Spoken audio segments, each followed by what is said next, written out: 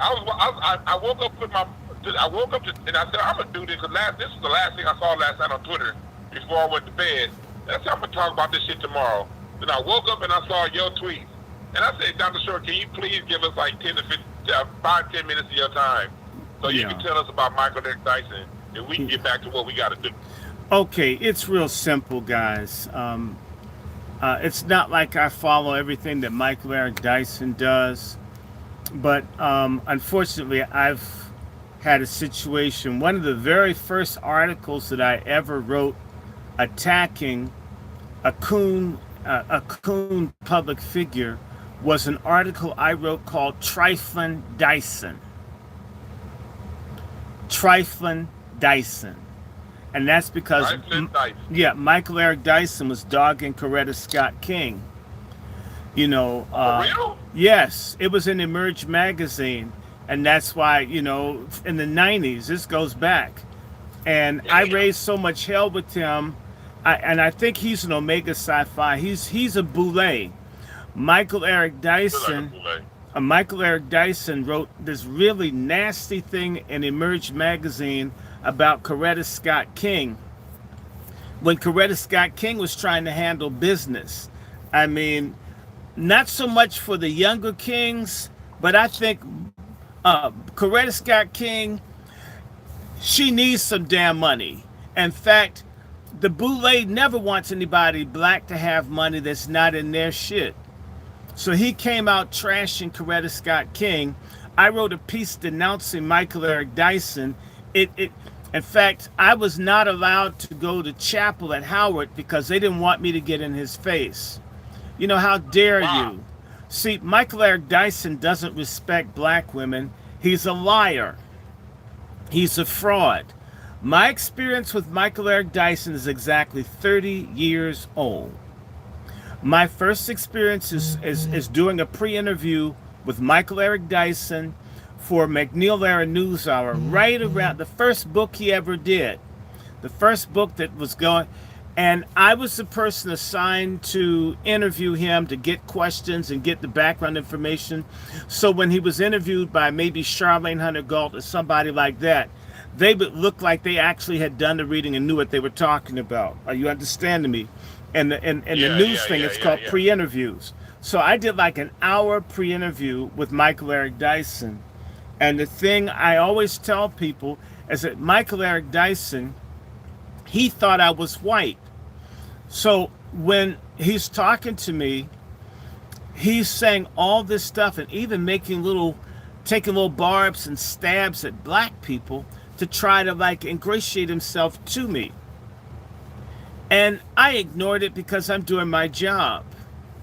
When he couldn't get me charged on the stuff he was saying and being in the ghetto and fighting and all this other kind of stuff, he says, well, you know, I'm a welfare father. My first baby was born out of wedlock. And he said, and my woman was on welfare. And I cut him off and says, why is this important for you to trash the mother of your child to me? Who does that? Why is that necessary? I mean, that's the mother of your child. You relate with her. Why would you tell a stranger that, and especially a stranger in the media? Sir. Okay, that lets you know what he thinks about that hootie owl looking bitch that he's married to. That he would put her business out there like that to a stranger over the phone to try to get the jollies on of some racist reporter he thought I was. And he didn't even catch himself to say, excuse me. He didn't even thank me for dignifying his baby or his wife. Damn. He's a narcissist. If he'll dog his wife like that, what will he do to any other black woman? So when I see all these niggas doing queen genuflecting, I know that they're a hoe. Let's do some more. So he dogged Mrs. King and that little punk ass dean of the chapel at Howard University. I'm talked about you, Richardson. They didn't let me in there. They were afraid I was going to go in on his ass because Richardson and them know. I mean, I'm not a tough guy. I'm a small, sickly black dude. But on principle, to confront that liar nigger, How could you do that to Mrs. King? There's a lot of negative stuff I'd say to Mrs. King, but damn, let her have some money. What is it to you? So they dogged Mrs. Yeah. King. They dogged Mrs. King, and it was wrong. Now I'll do one more. You know that he's in the Greek Letter Society, and I always tell the story of my guy named Paul McKinley. He's in, he runs with Mark Carter, the dude that's always making news in Chicago, and he called me in 2015 about Michael Eric Dyson, and he says a guy of mine, because Michael Eric Dyson, Cornel West, and Tavis Smiley are all here in Chicago. It says, okay. It says, and you know what? Cornel West didn't go to a party my friend went to at somebody's house, and it turned out to be a boule, a fraternity orgy. And he said Tavis Smiley and Dyson went, but Cornel West didn't go. I'm not saying this is true. I'm saying this was what was reported to me by Paul McKinley in Chicago. And I says, Paul, you know how I feel about the boule and the freaky thing, So, I mean, it's completely possible because everybody knows that Michael Eric Dyson tries to screw everybody. There's a woman, she teaches at San Francisco State University. I think her name is Donna Lisa Fisher. I think she's gay now with the woman, but she was being hounded by Michael Eric Dyson. And anywhere you go, this guy, he begs for pussy more than the. Oh man, I'm not gonna put anybody's name out there. No. I'm saying that Michael Eric Dyson was he hounds people that don't even want him. And so don't tell me that you respect women because you're married. You cheat on your wife. You're a serial adulterer. It's alleged you went to a orgy where there were men only. I didn't say he went. And what I said to Paul McKinley in 2015, Paul, I don't know, I wasn't there. This is what you're saying. Paul gets names confused. Maybe it wasn't Michael Eric Dyson. But I said if Michael Eric Dyson is guilty of anything, or Cornel West wouldn't go to something boys' night out with the other two went to, you're probably going to see an article denouncing Cornel West by Michael Eric Dyson, and maybe something like the New Republic or the Atlantic magazine. That would lead me to believe that maybe something happened man to man between them, and they're mad at him for not participating in reindeer games. Well, within a month or two in 2015, look it up, Michael Eric Dyson did a long piece, and I think Atlantic Monthly, dogging Cornel West. Dr. Short, I literally just talked about that before. I can tell you weren't listening. Bruh, I literally just brought that up about 15 minutes ago when I was telling the people, like, it was a progression, because I've never met him. I was a fan of him at one point, and I was talking about the progression when I started looking at him funny. But when he wrote that letter, I'm glad you brought that up because I want to get your perspective on this. I want to give you my perspective before, because I want you to give me your answer based off of what I'm about to give you right now. When I saw that, because you know him, when I saw that from a distance, my first thought was, why is this black man writing a letter to tell the whole world while he's distancing himself from another black man, and basically it being over because Cornel West isn't following in the way you think he should? That was my point of view from a distance. Now I want you to talk about it from your point of view when he wrote that stupid ass letter while I look it up. I only said to you that this was my take to Paul McKinley in 2015, 9 years ago. Maybe there is some falling out between them, maybe a gay agenda, I don't know. But if I see Obama. Yeah, but Obama was for the gay agenda. Blatantly so. Yeah. So there you have it.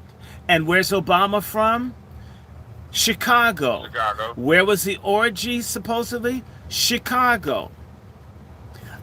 I'm saying allegedly, but somebody, and this happened. I'll do some more. That, if you recall, when they were going after Malcolm X, a good friend, a very close friend of Michael Eric Dyson, Dr. Manning Marable, had that book on Malcolm X, making Malcolm X out that he gave blowjobs or hand jobs or received blowjobs from rich white men on Beacon Hill in Boston back in the day. Michael Eric Dyson was toe-to-toe supporting Manning Marable and putting out and making out that Malcolm X was a fruit booty when he was young, before he started eating bean I agree with that pies. propaganda they were trying to put out. Yeah, they were trying to put that propaganda out. Yeah. And not only that, Michael, what's his name? The one that probably is into, come on, Mark Lamont Hill. All of them started trying to make Malcolm X gay, right? So when you start looking at this and you start understanding, and then I'm gonna do some more. There was real quick, Dr. Short, real quick. The article for you guys, I just put it in the chat. You got to pay for it, but it's in the New Republic, the full article.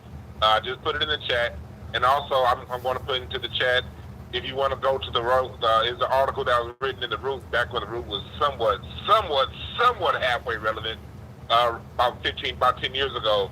The whole hit piece that Dr. Short is referring to. Go ahead, Dr. Short. So it's real simple. Dyson, I got run out of D.C. for sexually harassing students at I think it's Georgetown University where he was. They've passed him around, and he's got allegations. He's got allegations going back 20 plus years deep of sexually harassing women. And by the way, his wife runs with Hillary Clinton. His wife and them all partnered. They were the whole pedophile agenda that the Clintons were doing, taking children and letting black girls get raped and taken, that his wife is running with Hillary as they destroyed democracy for blacks in Haiti, right? They didn't open their mouths when tens of thousands of blacks died under the earthquake ruins in Haiti. This is when Michael Eric Dyson's wife is running with stud Hillary Clinton. And by the way, you never see him with his wife. And if my wife looked like that, if I had one, you wouldn't see me with her either. This is obviously, and she's probably a Delta. She's hard enough to be a cinder block. And she's supposedly a woman preacher. And a whole lot of women preachers out here are gay. They're studs with the puffy sleeves in the church that have more chin hair than a hippie. I mean, we're tired of this stuff. So Michael Eric Dyson is a hustler. He's a talker. He's boule, and he's all over the place. And when I saw Michael Eric Dyson last the Congressional Black Caucus, he was pissed at me, and I know why he's pissed. He's pissed because in Curtis Schoon's documentary on Vimeo and Amazon, Black, White, and Blue, I dogged Black Lives Matter for pushing the gay agenda. So a lot of people think Michael Eric Dyson is like, what's that thing on a clock that swings both ways? He's a little Tarzan. I'm not saying he's one thing or the other, but I'm saying he's a liar, he's a cheater, he's an adulterer, he's boule. He is an enemy of the people on principle. He doesn't stand for anything. And to me, Dr. Short, just to let the people know, to verify what you're saying, I want everybody to look on screen. I'm typing it, Dr. Short Talks, but I put all of these links in the description. I just did it now, so y'all can go to the description to verify all of these links that I'm talking about. This is our opinion. This is our point of view. We're not saying it's factually correct. We're saying we're gathering our information based off of public information that's currently out there. It's out there, and it's recent. At this article right now on the Voice, if you look at this article, I have it in the description. It's talking about he was fired as a Georgetown professor over student harassment, improper relationships as a teacher to students, and that right there, this is something that I just found on the first page on Google. I'm not saying this all the way right. You look, these are allegations. He hasn't been proven guilty of anything. But these are some allegations that tend to. Here it is right here. It says Dyson was accused by multiple black women of sexual misconduct at Georgetown University, where he was a professor of sociology from 2007 to 2020. So what Dr. Short is talking about is something that's already out there. We're not saying he's guilty. We're not saying he did it. This has not been proven in the court of law. But we're bringing this up because he did this video talking about how much he loves and respects black women. So we're just putting it out there, some of his track record when it comes to black women. Go ahead, Dr. Short. Tell them what you want to say. Go ahead and close it out, and then we'll get ready for Tuesday. I want people to understand this. One, there's nothing wrong with praising black women. There's nothing wrong with complimenting. It should be sincere. We should be, at least some of the time, real about what we say and what we do. You will see the people in the Boule are never real about anything. He's probably with Kamala because she's a hoe. I mean, okay, a nut doesn't fall too far from the PP. Yeah. Damn right about that. And remind everybody, you can find me, you know, in spite of whatever's facing me, I'm on the Angry Black Men's Book Club. And I love Dewan B. Hold on. Let's say that one more time. Dr. Short is on Angry Man's Book Club. Angry Black Man. Angry Black Man's on YouTube. Angry Black Man's Club. I thank you, Brother Dewan, my friend in Tanzania. He knew all about you. So we went to Howard together. Yeah, and everybody knows that these Boule people that they put up before you, their fronts, their lies, they never take a stand on anything. And I will say this finally, in that documentary called Black, White, and Blue, Michael Eric Dyson would not talk about the issues with Black Lives Matter. That's how I got in the documentary. He's a dishonest man. He is a deeply flawed, dishonest man who has access. And you can tell him I said it. And I'll tell you, thanks to people like Dewan B and others, we're raising so much hell.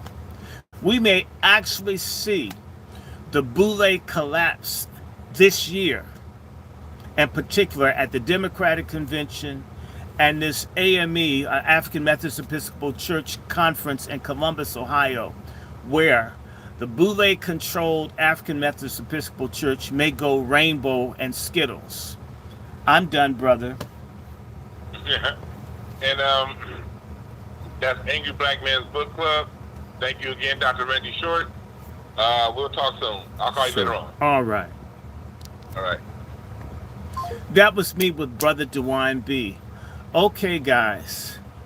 It's 1:41. And I'm just going to stay here because you know that we're going to have Pat Talk within minutes. I might change my outfit or whatever or grab something. But we're going to come live. Pardon me, guys. There's some real issue with StreamYard. Everybody that's doing these lives and so forth that's telling the truth is experiencing challenges. So, you know, understand something. We're going to keep doing this. Now, I want to say hi to everybody on here. Earth Angel, Life is Shy, Sister JD, Sister Quiet Scales, hi Melanated Brown, everybody, all 25 of you, and the 3 over here. I see Melanated Browns over here. Who else? So we're going to do Pat Talk in a few. It's going to be very interesting. I probably will be doing some lives. I'm feeling okay, but oh my God, I've got grave news for you guys, but not completely bad. I want to remind everybody that the Patriarch Summit is the 24th. Please remind people, moderators, that they can tune in. We're going to do it next Saturday. We're going to make it somehow. I, again, encourage everybody to do thank you. I can't wait. I feel great, guys, But yeah, I need to remember. Oh my God, that was an interesting trip to the hospital. We may even talk about that today. I've got 2 shows to do, so there's one at 2, there will be one at 5. And oh my God, I'm going to be doing a show. We got to do some shows about dick health. And it's going to be real. It's going to be real. It's going to be real. And Sister Quiet Scales, I feel great. Hey, Marlo, blessings to you. Peace, peace, peace, peace. And let me see if I can get into this StreamYard. They've got this thing tied up. I can't wait. I'm going to have some great news. I will no longer be using. I can't wait to get rid of Xfinity. They must be working with the intelligence agencies, because I have more problems with getting online, and I'm paying top dollar for it. I wish we had our own stuff. So I want you guys to just stay here. I want to remind all of you, if you could, Quiet Scales or JD, could you please put into the live chat the article? You can find it. It's called Negro Gate 4 IV. Please get that and put that in, because I did a very good article on Kamala Harris 4 years ago yesterday. So I didn't wait until the whole got the nomination, or before she was in line to get the nomination. I've been dogging this tramp since 2015. And we've been, as I said, I've been attacking Michael Eric Dyson's ass since the 90s. Some of us do it for years. A lot of our people are behind the curve. We need to move faster. By the way, Sister Miriam and all the others, I absolutely want to thank y'all for showing up.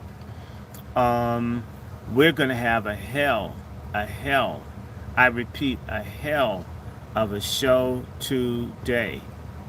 Really. And so we're going to be doing Pat Talk. And after that, I'll be doing a show with Brother Smallwood. It's just a lot of things that are coming. Anyway, how do you guys feel about Michael Eric Dyson? I didn't say anything that wasn't true. Why would a man dog the woman and his first child, make it out his first child's a bastard, over the phone to a stranger? I don't think that that's right. I don't think anybody deserves that. Denver, Colorado. Jesse Paris or Che Nkrumah, could you write me personally? I'd like to have your email, Jesse Paris. My email is DrRandyShort@gmail.com. Oh wow, look at that. Oh my God, I think I have a white supremacist on here. Let me help him. Hey Bob, hi racist.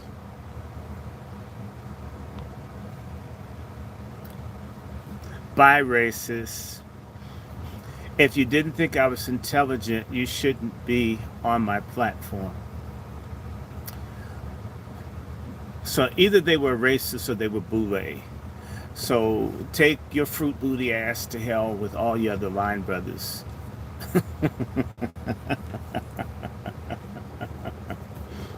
So yeah, I mean, look guys, they're mad. The boule people are angry. The majority of black folks, we outnumber them 11-1. They're the minority. It's time for us to have a revolution against these coons. And all of us can do our part. Part of it is being honest about these sellout fruit booty cultists. These people in Luciferian cults where they worship money, sex, and betrayal. And you can see that, by the way, all these people got behind Kamala Harris's, or as I call her, Holocaust Harris. She stands for nothing. She's stupid. She's lazy. She's never done anything except basically one thing she's good at. And I'll never say she's an affirmative action candidate when it comes down to sucking dick or being a hoe. I mean, she's all the way up there. I mean, she's the greatest of all times.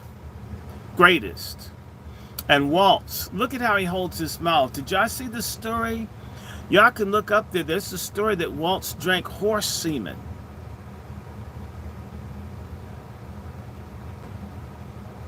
What kind of man drinks horse semen? What kind of man wants to make a state a sanctuary for you to hack off the penises of children, to stitch up the vaginas of girls, to cut girls' breasts off? What kind of man are you? And he's a sports coach. We had another pedophile sports coach named Dennis Hastert from Illinois.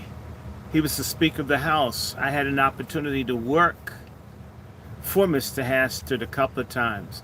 There was a young guy, I can't remember his name, but this young black guy, nice looking, lived in the same dorm as us at Howard, and he was around Hastert, and then all of a sudden you don't see him anymore.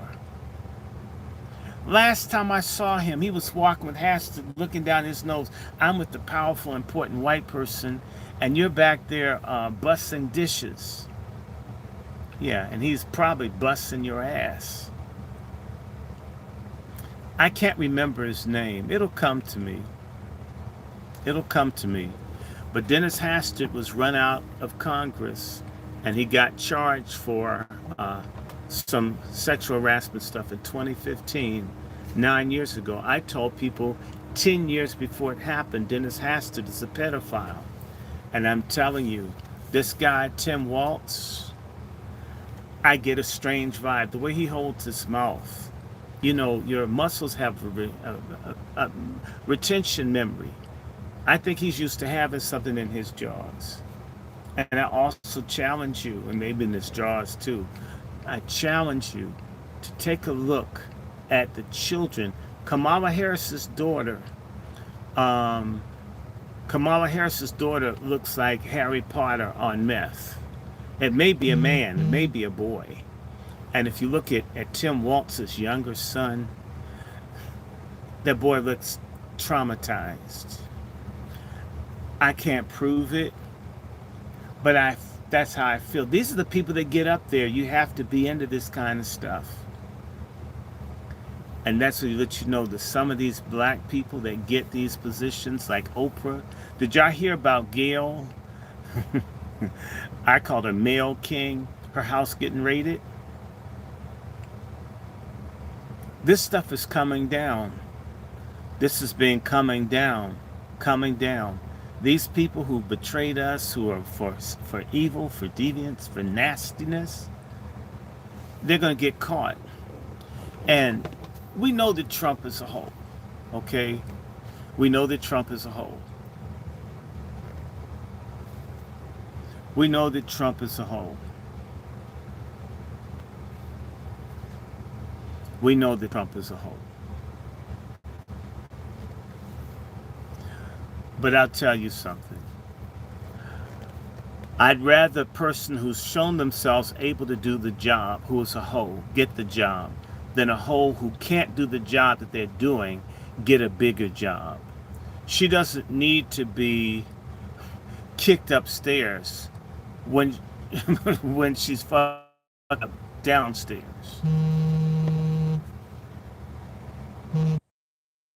I'm sorry, somebody's phone call knocked us out. So, you know, everybody, and I think I'm going to call Chef C in a minute, find out what he's doing, and just maybe I'll be able to get on the StreamYard.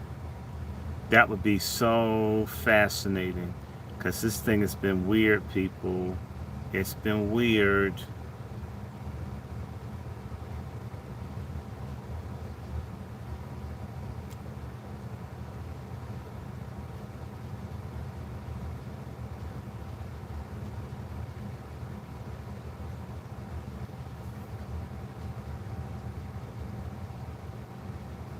Let me call this dude up.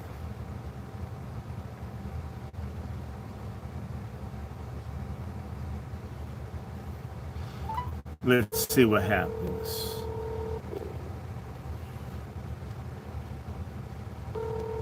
And let me see if I can catch Mr. Chef C. And it's going to get better. What's up, Dr. Short? Okay, hey, look, can you call Chef C? Because we're supposed to be doing this damn Pat Talk about 2 o'clock. Reach out to him, and in particular, tell him to text to this number. You got this number. Make certain he does that, because I'm already doing live. We're talking about that sorry-ass Michael Eric Dyson. Yeah, I heard you on Dewan's show just now. Yeah, well, did you feel good? Oh, absolutely. Okay. So you ready? Okay. No, he told the truth about his ass. I don't care. I'm going to text him now. These bootleg niggas don't provide jobs or do nothing for us, no how. Don't be afraid to talk about their raggedy asses. They betrayed us. Eventually, it won't be talk. They'll miss people like me who's simply discussing their ass. These young people are crazy. These young people will put hands on their asses. See, you'll miss people like me calling your ass out. You're gonna have these young motherfuckers. They're gonna ride by your house, man. I'm gonna leave some caps on your front step. Y'all need to stop betraying us. This shit has to stop. Hold on, I'm getting a message. I'm getting news. I need to pull this thing down for a second. I'm getting news. I'm getting news, y'all. I'm getting news from California, or from let me see what's he saying. Hold on, let me call his ass up. Let me see what happened. Something happened, y'all. Y'all gonna get a news flash. Hey, my buddy. Okay, yeah, I'm on a live. A white woman to you up in Minnesota. How's it going? Oh, shit, I love it. Oh, it's going great. We just got back from an event last night up in Nevis, Minnesota. We're hitting all these pockets where they ain't never seen a black man, and we want to think that they be racist. They ain't racist. That's why 75,000 plus voted for Royce on Tuesday night, and our name now will be on the ballot right up underneath Trump going into the November 5th election. Okay, so is he the nominee? We will. Yes, it's us and Trump. Okay, all right. So you're going up against. Tariq and him need to connect. I tried to get on with. He's on X last night, but he got so many followers, and it was hard to get. Well, to speak. look, I'm doing two lives, right? Mm-hmm. And I got to do this one. I'm waiting. That's why I have Quentin reach out to Chef C, get his ass on the phone, and figure out when we're gonna do it. But I need to ask you, why not call me later tonight or when I end this one? But I do one at 5. I don't know how long Pat Talk's gonna go. But I will reach out to Tariq. Send me something like an email or a text, and I'll flip it up to him. And I'll flip it up to some other people. Yeah, and send him some of the photos so he can know about Royce, because they have a strong platform. Royce okay. Is all over. He's doing the war room. Right. Does he support reparations? Yes. Okay. If you're for motherfucking money, I don't have a problem. I'll call him. Tariq needs to know about him in Minnesota, so we need to get the black vote. Right. That's what we're focusing on, getting the black vote. All right. And so the Hispanic vote down here in Minneapolis. I'll treat you white. I'll treat you white. I'll treat you white. So send that to me. Send it to my preferred email, which is DrRandyShort@gmail.com. Okay, send it. Send me the. I can't do that. I'm doing something now. I'm doing a live stream. I interrupted it to take your call. Do something for me in this. Right. Hold on. What is it, Randy? It's DrRandyShort@gmail.com. Randy, just like that? Just like yes, it's real. It's simple. Even a moron can get my email if they're listening. It's DrRandyShort@gmail.com. Okay, SHOG.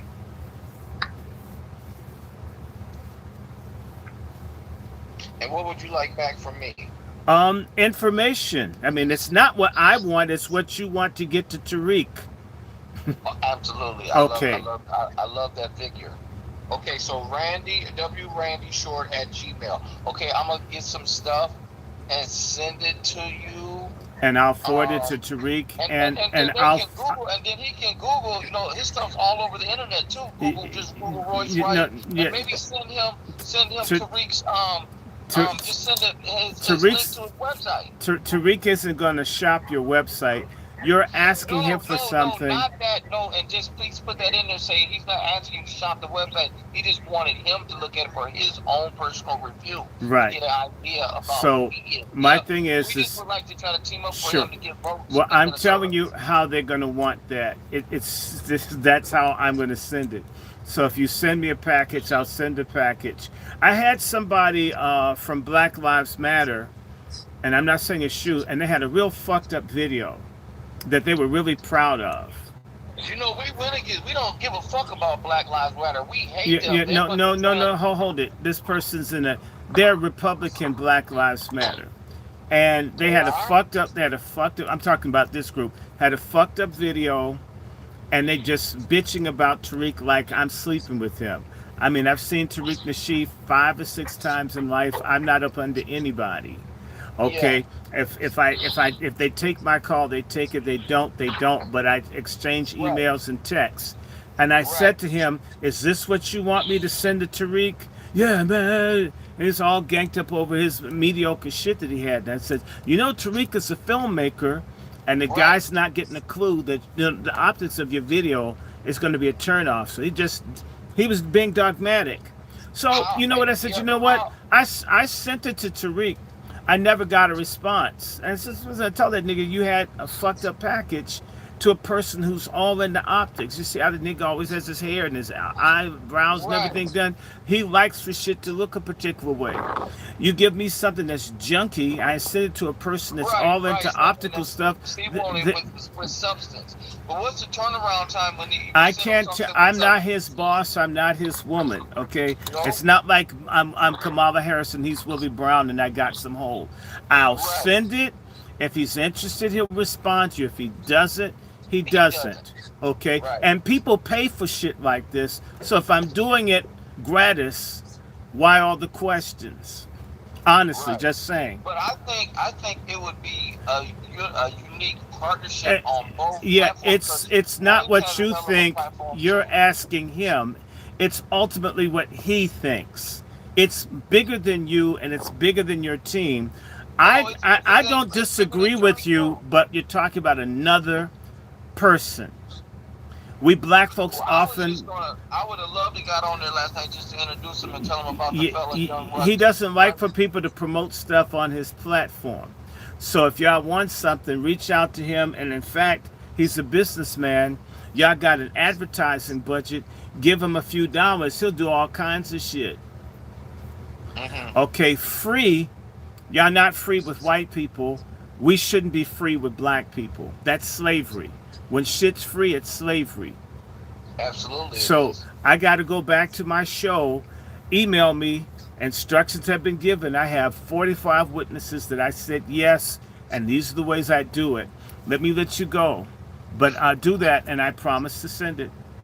Yeah, we just see what happens. Okay. I mean, it's nothing to lose, but everything to gain on yes, both sir. sides. That's on right. Both sides. That's right. Yes. Okay. All right. Thank you, brother. Yep. Okay. Now. I should have sent C a text and told him to send the link to that phone number. Okay, This and did phone you number call right him? Yeah, and now, mind you, do you not understand that we have to tell a lot of black people, we don't realize we disrespect one another. I mean, hell, people pay for shit like that. Chef C started the show because I'm looking at it on YouTube. Okay. Well, we're... I'm logging in myself. You want me to send you the... I have the StreamYard link. Then send it. Treat me like I'm white. Yeah, because he emailed it this morning. Hold on. Yeah, let me do something.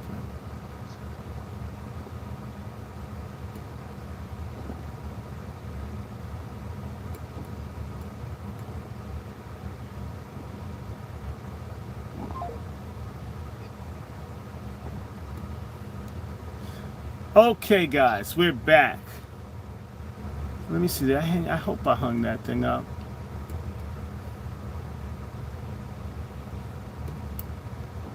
It's coming to you now, Dr. Short. Okay, man. You're such a white man. I appreciate you.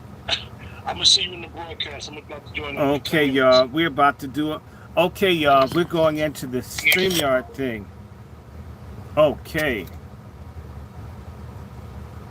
And they can't stop me. They can mess up my Long live the king. Reparations on the belt and let freedom ring. Long live the king. Long live the king. Reparations on the belt and let freedom ring. Long live the king. Scared to death, Negroes are my enemy.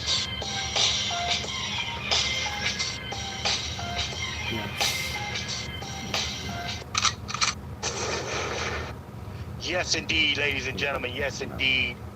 This is one of those conversations. We're going to have it today. We letting the brothers come on in. We got our hosts tapping in right now. Gracious host, brother Dr. Randy Short. We're going to have a packed house in here. Ladies and gentlemen, we're going to have a packed house in here. Letting the notifications go out. Make sure y'all are sharing this thing. We're going to be live in 5 minutes, family. But it's time to have an honest conversation. Time to have an honest conversation and really take a look in the mirror at what's been really holding us up.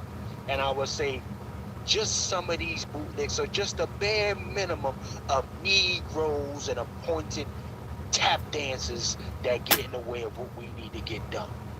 Just a few of them. But it's so many other things that's going on. Make sure y'all sharing this thing out. We are live in 5, ladies and gentlemen. Salute.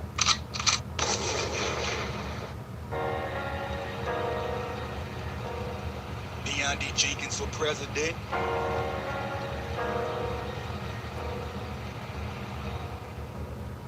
We don't need to study reparations. I have a reparations package that has 30 revelations. It's called DMLG, Defense Money Land Grants for Steady Calculations. Let's break it down. Hope you got some crack the industry type patient, cause I'm about to break it down with an immaculate type cadence. You were lied to. That paper dollar that could buy you won't stand by you. They say money came by virtue, but it sure buys value. Until you try to buy an avenue, you find out money like idol. Cause some things have more power than money, cause money gets taken by power. But wherever there's power, there's money. There are 4 elements to every society, so the only medicine to this is to take over society. The first element is defensive structure. Just abide with me, cause I'm a candidate that's black agenda priority. Yeah, there's a famous saying, the flow of currency is controlled by military bullet spraying, and law enforcement keeps everybody fully obeying, while the judicial system is a bully and keeps everybody paying. The second element is capital. You can only control this at the capital. The flow of currency is bankable, showing who's acceptable. Monopoly should be unacceptable because it's not liberty applicable. This next element is amazing. If you ever took a road trip, you would start gazing. Tractors harvesting the fruit, the sun even brings value to the raisin. You see infrastructure on any occasion, no matter if skyscrapers or paving, or acres of yellow wheat, driving for miles and glazing. Every group must have somewhere to reside and eat. Nobody has control without payment. We even kill each other for the streets we don't even own, just claiming. So land is the next one. Show me people without any land, they're homeless at best, son.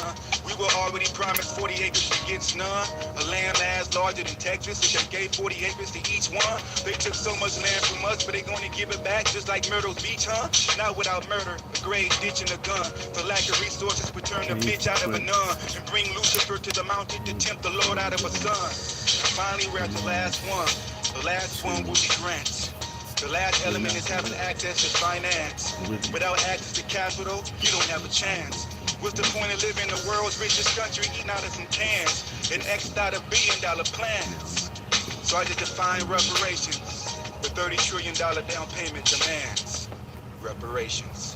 Scared to death, Negroes are my enemy.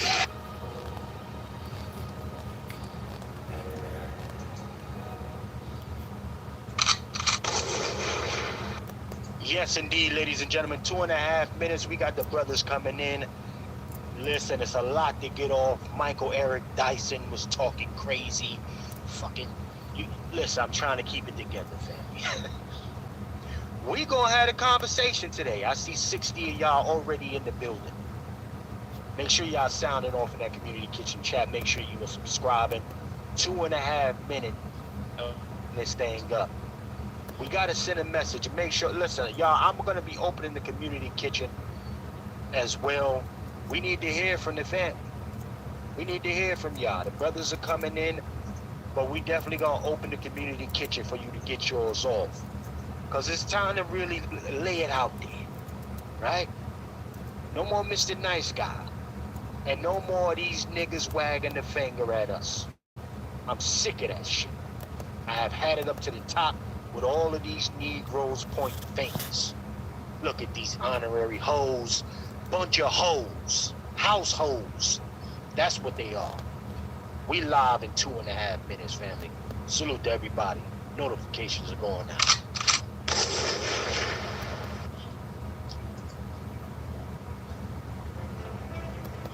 Dion D. Jenkins for president.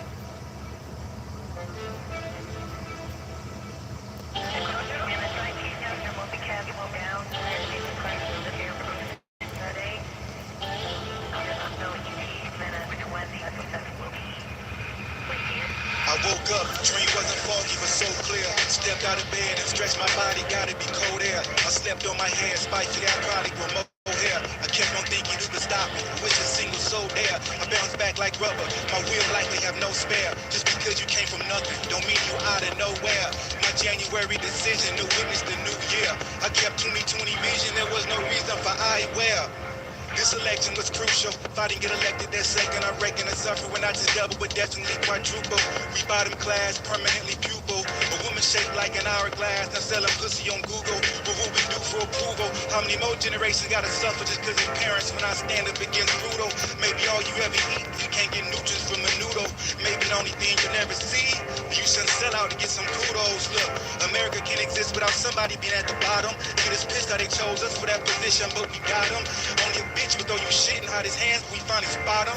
And only a ditch could keep a circle for you to fall in and hit the bottom. We come from the bottom of the economical tone pole. In our bosom, you can find an economical bullet hole. Not a prison, you can find a systematically converted gold. They took a library out so they could never prefer to know that it was a bunch of life was out debated hard.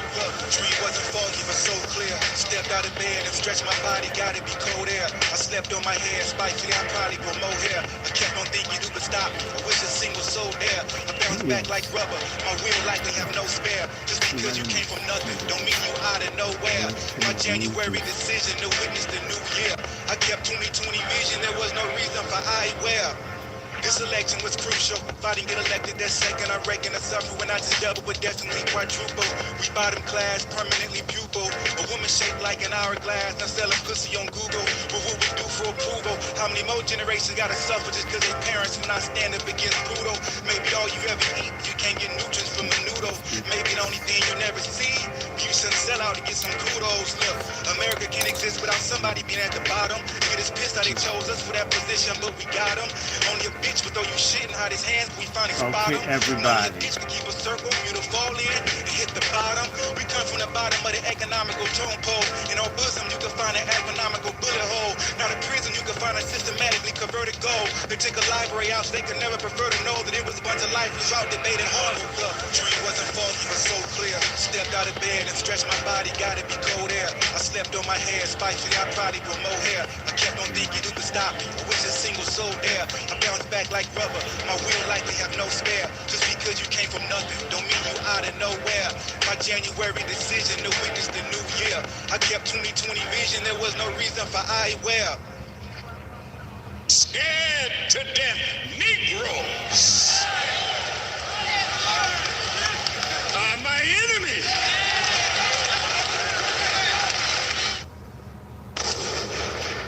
Yes, indeed, ladies and gentlemen. Yes, indeed. It is time to get into this thing. We got the brothers tapping in. My brother Q from Let's Talk 2 in the building. Our brother DrRandyShort. Honorable, gracious host is in the building, ladies and gentlemen. So, without further ado, let's get busy. Let him cook. Let him cook now. Let him cook.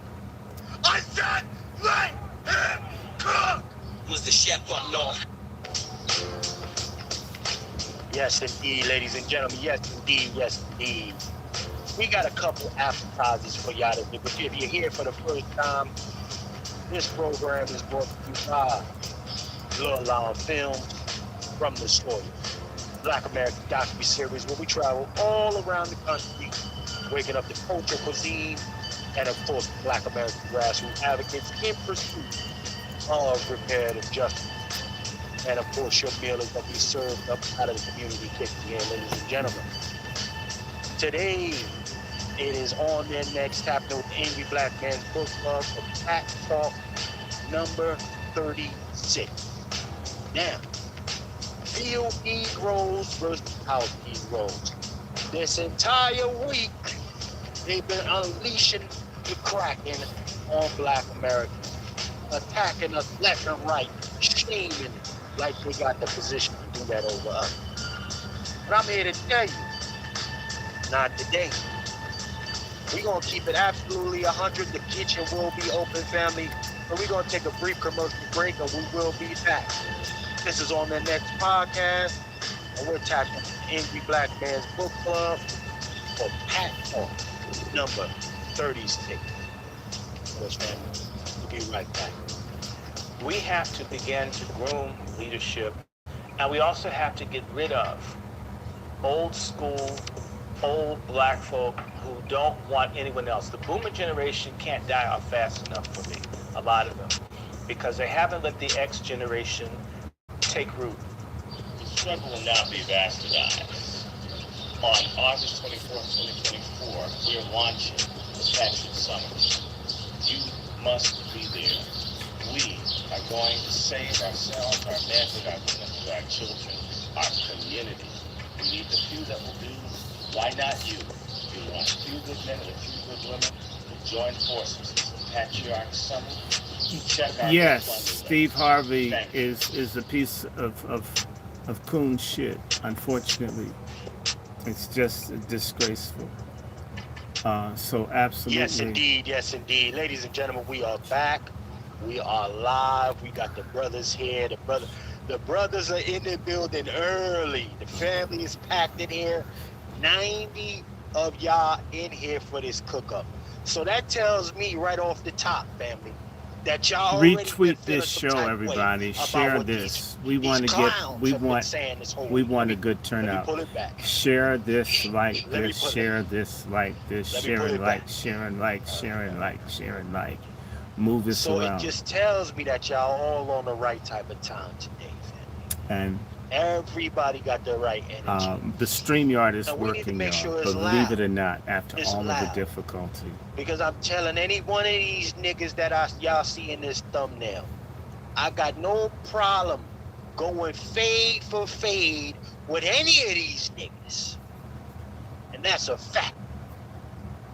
But let me go through we got an announcement real quick, ladies and gentlemen. Man, is wild. You know, we might just cut the nigga shit all together and go straight into this. But let me do the announcements first, ladies and gentlemen. Patriarch Summit, we're a week away, ladies and gentlemen. We're a week away from the Patriarch Summit. We want y'all tapping in. Make sure y'all are ready to go. Patriarch Summit, a week away. Go to the website, book your ticket. Right? If you're there, you want to make a contribution. Can you put the Patriarch Summit in the chat? You got to fluid yourself moderators. Out. It's all good. Just tap in. Ricky, I call him Dickie Smiley. It's going to be of value to you. Steve Hartley. Not just a bunch of folks echo chambering and talking about what was me. No, we're providing resources and collective efforts toward some kind of repair. Well, not even just repair, but productivity, ladies and gentlemen. So definitely tap in, patriarchsummit.com. Next Saturday is going down 11 a.m. All right, make sure y'all tap in. So if you got to get your drippity drip, if you need to get your drippity drip, ladies and gentlemen, go to share it. Black American Heritage We're about flag, to go into it, everybody. So this is Pat Talk, what, 36? Very fly, very drippy. We've done a lot of these. Also, while you're there, go ahead and peep the Black American Heritage flag aprons. Very drippy. Go ahead and get you one of yours so you can spin the block for Black August cooking that proper barbecue, that proper ribs. You understand? So come on in. And Don't hide. without further ado, let me Don't just hide. get in the community kitchen chat, see what family members is in here already. Y'all already know how I get busy. If you're here for the first time, you're going to find out. So, If you're and here for the Jesse, first time, you're going to Paris, find out. Let's see did who's you email in the me building. so I have a way to If you're in the contact community you? There's no kitchen, reason that we sound can't off, trade family. emails. Peace to Anybody my sister, following? Black Native. I talk in to the the people building. that Salute, sis. What's watch happening with you, these. We sister do Black? communicate.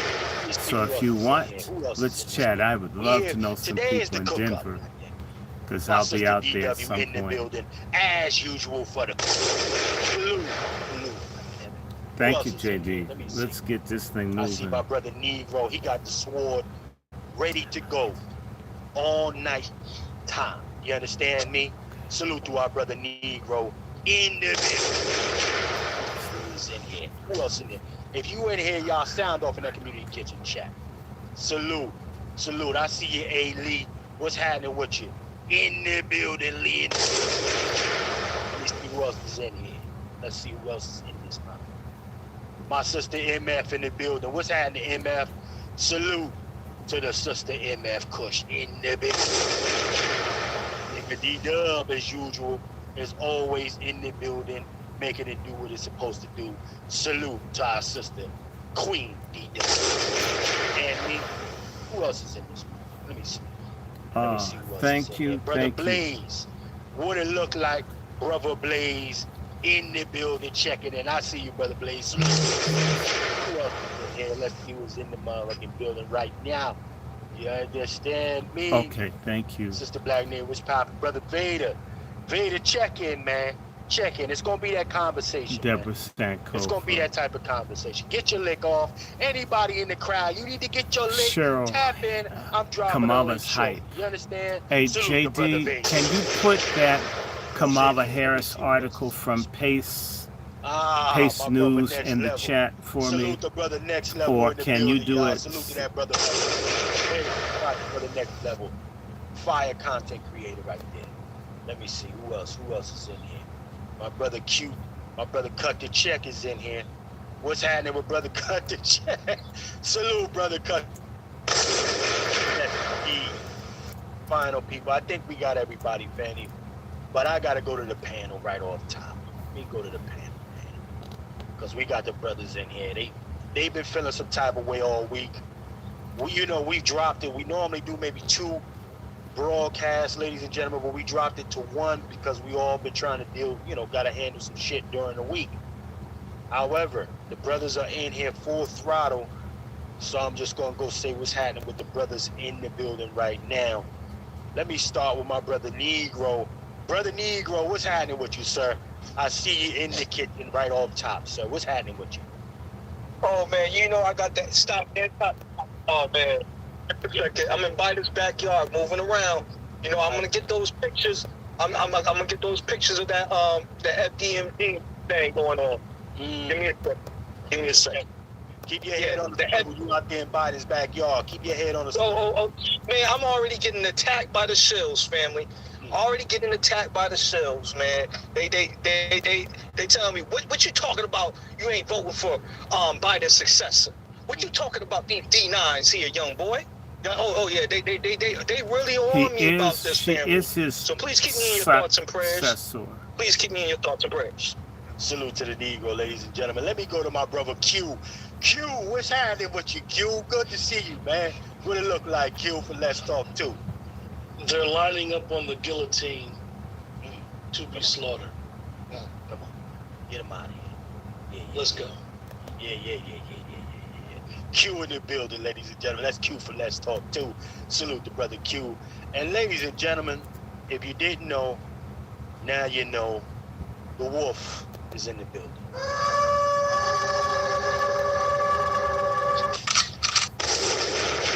Brother Juan J. Johnson, how are you this afternoon, sir?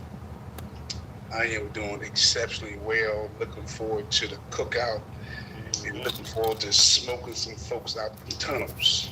Smoking some licks, some bootlegs. Yeah. Gonna smoke them out today.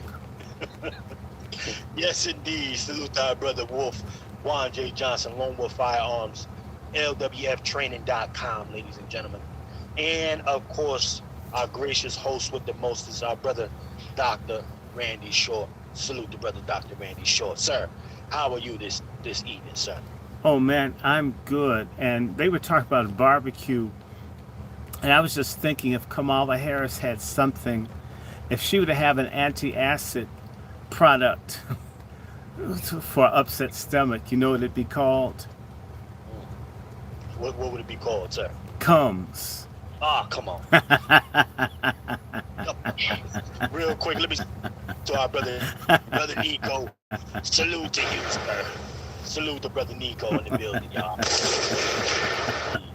All right. Well, I'll tell you what, brother Dr. Short, there has been a great deal of nonsense that's been taking place this week, sir, and I think it is necessary that we touch on it. But before we go, let's get the folks prepared. Let's ease our folks up a little bit here. For those of you who haven't seen the story out there was a sister, unfortunately. Okay, there was a sister, unfortunately, who let me bring this up for the brothers. Okay, let me bring this up. Now, they have charged a young lady with 9 years, family. She's getting 9 years for stealing a $1.5 million worth of chicken wings. 1.5 million. Come on, man. Barely. $1.5 million stealing $1.5 million worth of chicken wings getting stolen out here. I'm not mad at her. She's in shape. She getting reparations. No, wait. When you steal that many chicken wings and you are not like a size 80, that woman needs to give her obesity reduction secrets to a whole bunch of people out here. Let her have her damn wings. Show us how to have that many chicken wings and not get fat. She should be a hero. She's an urban legend. Listen. She's a hero. She's absolutely a hero. That's right. Because again, for me, I don't care. She did the right thing. But let's play the story for everybody in here so we can get the family up to speed. Let's go ahead and play this. Fair use. There were no shortages of people using the heart of the COVID-19 pandemic to run scams and get free money, but one woman decided she didn't need a partner in crime. She just would wing it.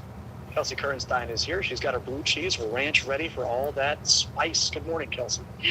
Mitch, you really can't make this one up. A woman stole more than $1 million worth of chicken wings, and the saddest part is she stole it from one of the poor school districts in Illinois where the need is great. Now, this 66-year-old, Vera Liddell, accused of a year-long chicken wing heist, well, she worked for the Harvey, Illinois school district for more than a decade. When the pandemic hit, she was put in charge of placing the orders for food.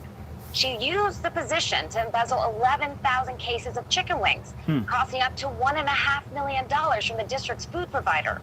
She even used the school cargo van to pick that food up. Parents say it's disappointing to learn that the food and money meant for students were selfishly taken. This is the area that we live in. We live in middle class, lower than middle class in this area, so it really don't surprise me that somebody would try to get over, but it's kind of sad. And we do know that stealing went on for 18 months or close to it, and the districts caught the discrepancy during an audit. But what happened to all that food is anyone's guess. No one as of now seems to know what Liddell did with all those chicken wings. And doggone it, that's what I want to know. Where did they all go? All right, Kelsey. Thank you. Shut the hell up. Listen, salute to that sister. God damn it. Salute. Where's the smoke at for Brett Favre? Brett Favre stole from one of the most poor hold on, Negro. Hey, Negro. Negro sword is already out. Hold on, Negro. You're going to have plenty of time to get it off. We got a whole episode for you to get this thing off. But again, that sister's a hero. That sister's a hero. I don't give a fuck what nobody talking about. Yeah. Because again, we are looking at a situation here where she took from the district. If the district was so concerned, they do a better job of taking care of them kids in that damn district. That sister's a hero in my eyes. The hell you trying to? And then now you got these lilies over here. Ha ha ha! The chicken wing. Chuck it and get your silly ass out of here. Cause I bet if she cooked them damn chicken wings, these two pieces of shit here be lined up to go get that damn chicken wing from that sister, because they know we the only ones that know how to cook the shit. We the only ones that know how to cook the shit properly. God damn it. Yeah, wings and flats. Yeah, drums. Listen. But salute to that sister, man. Salute to that sister for getting her lick. And of course, you know they got to do what media does. Find the only melanated, because I don't even know where my brother Negro at. I don't know what that other chick in the car's lineage is. You know. What was her hairline saying? What was her hairline saying? Oh, wait. See, they cover the hairline, family. They cover the hairline. They know what type of time we on. Yeah. You know, lemon pepper, messing the lemon pepper up. Let me go to the brother Wolf real quick. Let me go to the Negro. First and foremost, was she in the wrong, brother Negro, for taking this 1.5 from the school district? I don't feel like she stole from the kids. However, she got her lick back from that district. Two different things. What say you, Negro? No, I don't think she should be even charged or anything. They have not yet charged Brett Favre. Brett Favre stole from one of the most poorest districts, and it seems like they're pushing that black on black crime narrative. That black on black crime narrative. And I'm not feeling the way that this was framed up and then yucking it up and saying it was chicken wings, this, that, and the third. Right. That's kind of my problem with that. And yet still, they have not charged, as of right now, Brett Favre, and his ass is not in cuffs, and he's not off the NFL Hall of Fame. All right? But Negroes still want to watch the NFL. Right. See, so yeah, I'm about to start cooking some gumbo today, because that really gets me upset that this black woman could show her little or this melanated woman, because if you're off code, I don't care if you're from the lineage, if you're off code, if you're off code, right? Wait. Then you're not black. I'm pulling the Joe Biden card right now in the Biden's backyard. You're not black if you're speaking against our interests. You're not black if you're selling out your brothers, even if they're wrong or right. I'm going to hit you with that 50 cent wrong. Even when I'm wrong, I'm right. That's how we need to be. And if you're not on that type of time, then this ain't for you. This ain't for you. Well, salute to the brother Negro. I'm going to go through the panel, starting from right to left. Let me go to my brother Juan J. Johnson. Brother Juan, righteous act or criminal, sir? What say you? Both. Oh, here we go. All right, brother Juan J. Both. You know, so if you think about the pandemic, when we was under scarcity, food, products. This happened during the pandemic. Now, I haven't did the research on this, so I don't want to really speak on it because I haven't did the research. But from what I gather, 11,000 cases of chicken wings were stolen. 1100. 11,000. Let's put in perspective now. That's an 18-wheeler. Whoever has those chicken wings, I hope you enjoyed them. But during the pandemic, all bets was off. Be very clear. During the pandemic, when there was scarcity, when folks was running to get what? Lysol, paper towels, and food, all bets was off. But 11,000 cases, like I said, that's about 2 dang 18-wheelers. Yeah, I gotta say this, man. I mean, even again, you know, we're looking at it. Well, over pandemic for me, Brother Juan, and what I saw, niggas wasn't short on wings. They were short on sanitation and masks. And niggas wasn't short on wings, though. So we got to hear. We got to hear. I need to find out how was she able to distribute 11,000 cases of wings? That wasn't just a one-person job. She was probably giving it to a bishop. You know, that may be how she was paying her tithes. You know that stuff ended up in the church, you know, pastors' anniversaries.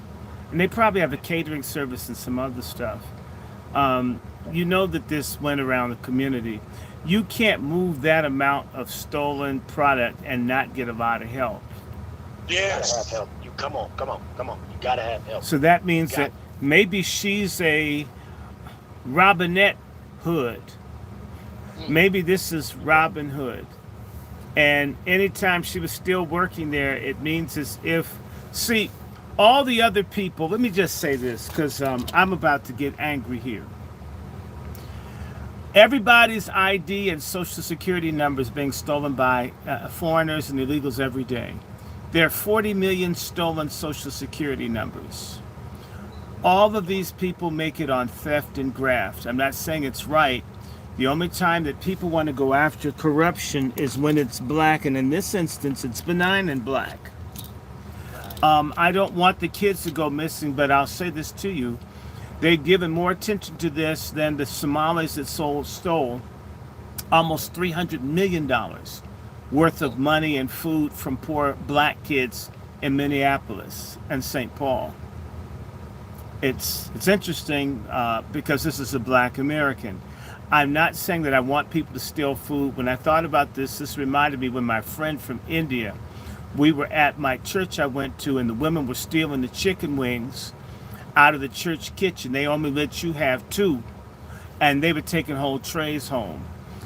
People do this in food service and other stuff all the time. I'm not saying it's right, and it is criminal, but it's also reparational, and it's Robin Hood. And I'm going to tell you something.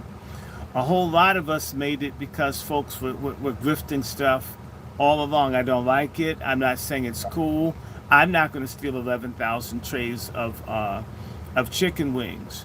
But I will say, Illinois is the most corrupt state in the country, one of the worst. And stuff is stolen in far greater degrees. They did this story on the chicken wings, but they ignored the fact in Chicago up to 1,000 black children are molested every year, primarily by white teachers, and it's not news. To me, what price can you put on a child that's been molested? Right. Well, I'll tell you what, ladies and gentlemen, when we're looking at this situation here, I did want the perspective, but let me go to brother Q. Q, is she a hero or a criminal? Brother Juan says she's a criminal, man. He says she's both. She's both. What say you? Streets gotta eat. Come on, Q. Streets is gonna eat too. Talk straight talk, gonna eat too. So that's a fact. Streets gotta eat, goddammit. Understand that you put in perspective, like the brothers had already said, of what is a priority and what's not a priority, and who they decide to charge with these type of crimes, and realize that during that time, it was survival of the fittest. Right. And I think she should be praised for not telling. Because the way these jokers will tell you out, she ain't tell. Come on. She ain't telling to nobody. She stood 10 toes down. Not saying what she did was right, and but at the end of the day, you got Chris Jones, football player, Kansas City Chiefs, willing to pay the debt.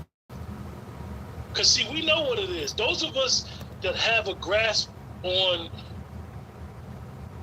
what people do in our communities, whether they're right or wrong, we know daggone well it wasn't just her. She wasn't the lone wolf. So we should do everything to protect her. And we'll deal with her accordingly in our community. But we should protect her. Right. Well, Because streets gotta Hey, I blame the streets gonna bank. eat. the streets gonna always eat, regardless if we like it or not. Hey, brother Chef, can I chime in? Yes, I'm sir. blaming the banks. The bank didn't give that black woman a business loan. It was the banks There you go. that was probably sabotaging her business. It was the banks. This is the reason why I tell people that we need to be pulling our monies out the bank, right? Because they're making interest over hand and foot from our fees and from everything else, and they don't give us a dime to advance our business development. They don't give us a dime to advance our corporations, you know? So if she gets to how she lives, is it really technically her fault when you got Facebook who is breaking every law and policy on a smash and grab type of situation? And can I step in and not even holding them accountable? and let me support this brother? That same area of Illinois has been an underreported story of how black homes are overassessed for tax values. And that they steal from all the communities that are black are systematically robbed in the billions. And they're going to bitch about these goddamn wings. Not that, and so they'll talk about those damn hungry children because of what she did. But that's the same state that had the highest rate of mass incarceration for children under the age of 11, 12. In fact, the United Nations had to come in on the state of Illinois.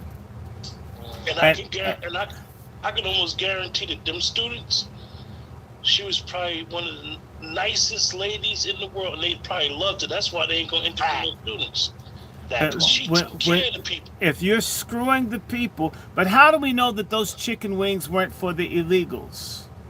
Well, I can't say that now because this happened during COVID. No, the illegals were there then. Hold on. No, the illegals, Biden came in 2021. The whole shutdown, and no, the illegals are coming in. They're committing crimes, rapes, murders, everything, and nothing being done about it. That's not news.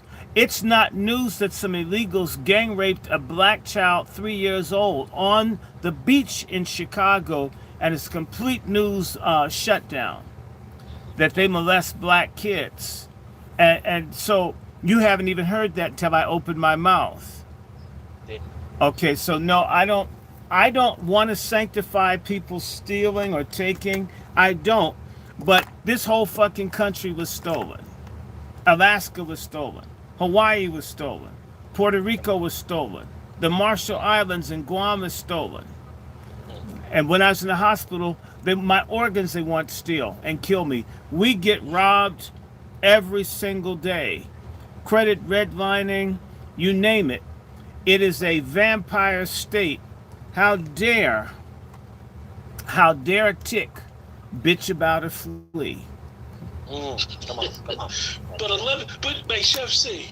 Yes, sir. Yes, the sir. thought of 11,000 cases of wings. You're a chef. Don't do me that. They wasn't all flats. They was the whole wing, chef. They wasn't flats and drumsticks. They was the whole wing. And let's be honest, there is no way she did this by herself. Salute to that sister. Salute. Let me share with you what I think. Let me share with you what I think was happening. A supportive community to help her run the play for the community, because that's not by herself. Those chicken wings were in community centers. They were in churches. There's no way that wasn't shared. Obviously, that she's not big and sloppy means she wasn't eating them all. So it was moving around. The fact that no one's come forward to denounce her. See, when you've dogged the streets that Brother Q is saying need to eat, the folks will come out and call you. This is what's beginning to happen to Kamala Harris. She screwed people, no matter how much spin. We're going to walk all of them down. Yes, okay, sir. That's right. But for this lady, the silence. So was she a super mom on the block? Was she feeding and taking care of people? Notice nobody's come out and denounced her. Normally when you commit a crime against youth, you commit a crime against the community, and you put a white television thing, puts a microphone in a nigga's mouth, they're going to sing. like Aretha Franklin at her peak. The silence says that she was helping everybody. Maybe those wings, maybe, let's be honest, because y'all don't, let me just help y'all. Do you know what they've been doing? They have these feeding programs all over the country where they feed the immigrant and illegals kids and give them food every weekend to take home. But these are not offered to black youth. You need to, this happens, this happens all over the country. It happens right here down where I am. So maybe this system, I'm gonna back you up. They get the chocolate French pastries from Panera Bread. All of these companies help these illegals out. So you're absolutely right. they're feeding them, and to our community. And not only that, down here, they put them ahead of the blacks for turkeys and everything else. By the time we come, it's all gone. So it's time that we fight fire with fire.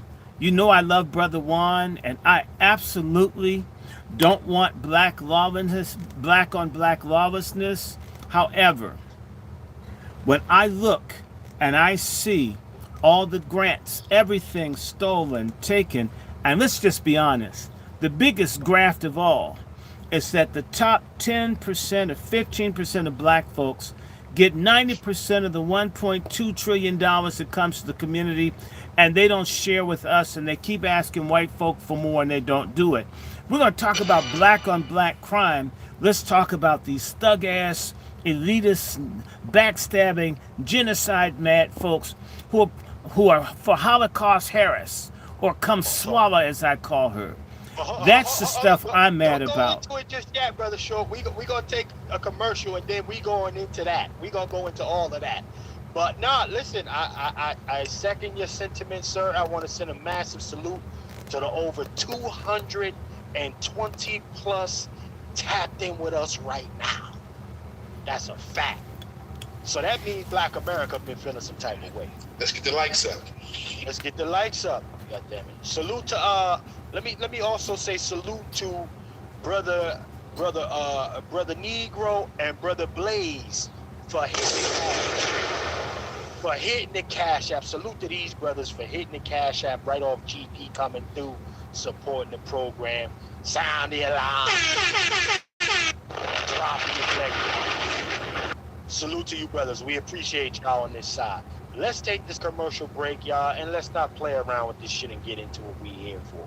How about we do that? Let's take this brief commercial break. We'll be right back. Salute to everybody that's in the building with us.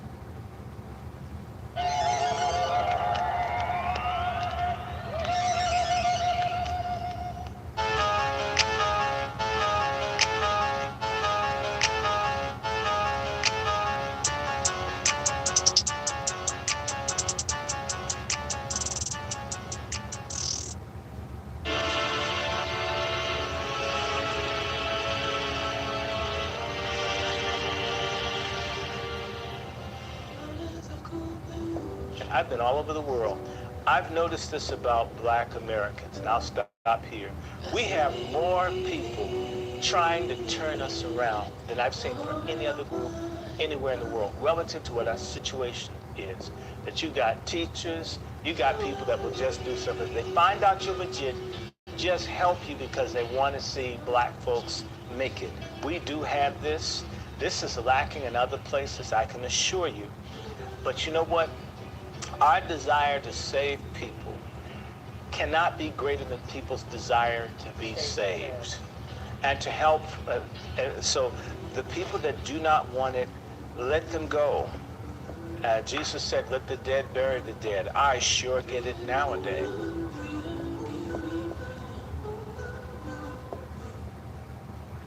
Really quickly, ladies and gentlemen, before we can talk about the present, we must understand the past, right? And our brother Martin Luther King has mentioned in many different ways what this government will begin to do, right? He has told us.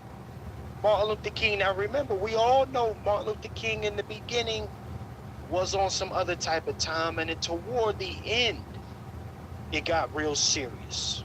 He started confessing on some of the mishaps or missteps that he had taken, right? and in his efforts to liberate our folk. He did. But now, I think in this very moment, family, everybody that's in here, make sure you like, share, and subscribing. We are forgetting history. We got to remember that it is the greatest teacher. We got to remember this. So to help us reiterate and get some understanding that what we're actually dealing with now, they dealt with then. And then be people before them, our people before our brother Martin Luther King dealt with the same exact thing. Salute to the over 230 plus in here. Let's go ahead and play this track. Fair use. At the very same time that America refused to give the Negro any land, through an act of Congress, our government was giving away millions of acres of land in the West and the Midwest. It meant that it was willing to undergird its white peasants from Europe with an economic floor. But not only did they give the land, they built land-grant colleges with government money to teach them how to farm. Not only that, they provided county agents to further their expertise in farming. Not only that, they provided low interest rates in order that they could mechanize their farm. Not only that, today many of these people are receiving millions of dollars in federal subsidies not to farm, and they are the very people telling the black man that he ought to lift himself by his own bootstraps. This is what we are faced with, and this is a reality. Now, when we come to Washington in this campaign, we are coming to get our check. Do we still have that same energy, Black America? Do we still have our brother Martin Luther King's energy before they decide to get him up out of here? Huh? Man of action. A man of action toward the end of his life. Yeah. Do we still have that energy? That's my question. Right? Because we're trying to play a deadly game that we're just visitors to. Right? We're just pieces on the board. We don't own the game. But you know what? In order for this game to be successful, it's got to have a couple moving pieces, family. Let's make it make sense for everybody in here. Right? So in order to do that, we need some help as well from another brother. We need another brother to help us out in this situation, family. If y'all understand what I'm talking about. Malcolm. Let's get Malcolm in here. Let's call Brother Malcolm to the floor. Let's call Brother Malcolm to the floor and let niggas know what type of time we dealing with here. Let's go ahead. Fair use. To understand this, you have to go back to what young brother here referred to as the house Negro and the field Negro. Back during slavery, there was two kinds of slaves. There was the house Negro and the field Negro. The house Negro, they lived in the house with master. They dressed pretty good. They ate good because they ate his food, what he left. They lived in the attic or the basement, but still they lived near their master. And they loved their master more than the master loved himself. They would give their life to save their master's house quicker than the master would. The house Negro, if the master said, we got a good house here, the house Negro said, yeah, we got a good house here. Whenever the master said we, he said we. That's how you can tell a house Negro.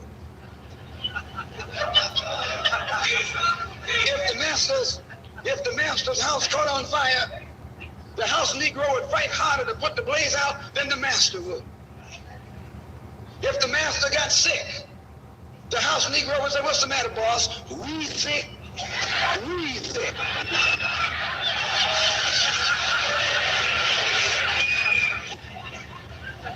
He identified himself with his master more than his master identified with himself. And if you came to the house Negro and said, let's run away, let's escape, let's separate, that house Negro would look at you and say, man, you crazy. What you mean separate? Where is there a better house than this? better clothes than this? Where can I eat better food than this? That was that house Negro. In those days, he was called a house nigger. And that's what we call him today, because we still got some house niggers running around here.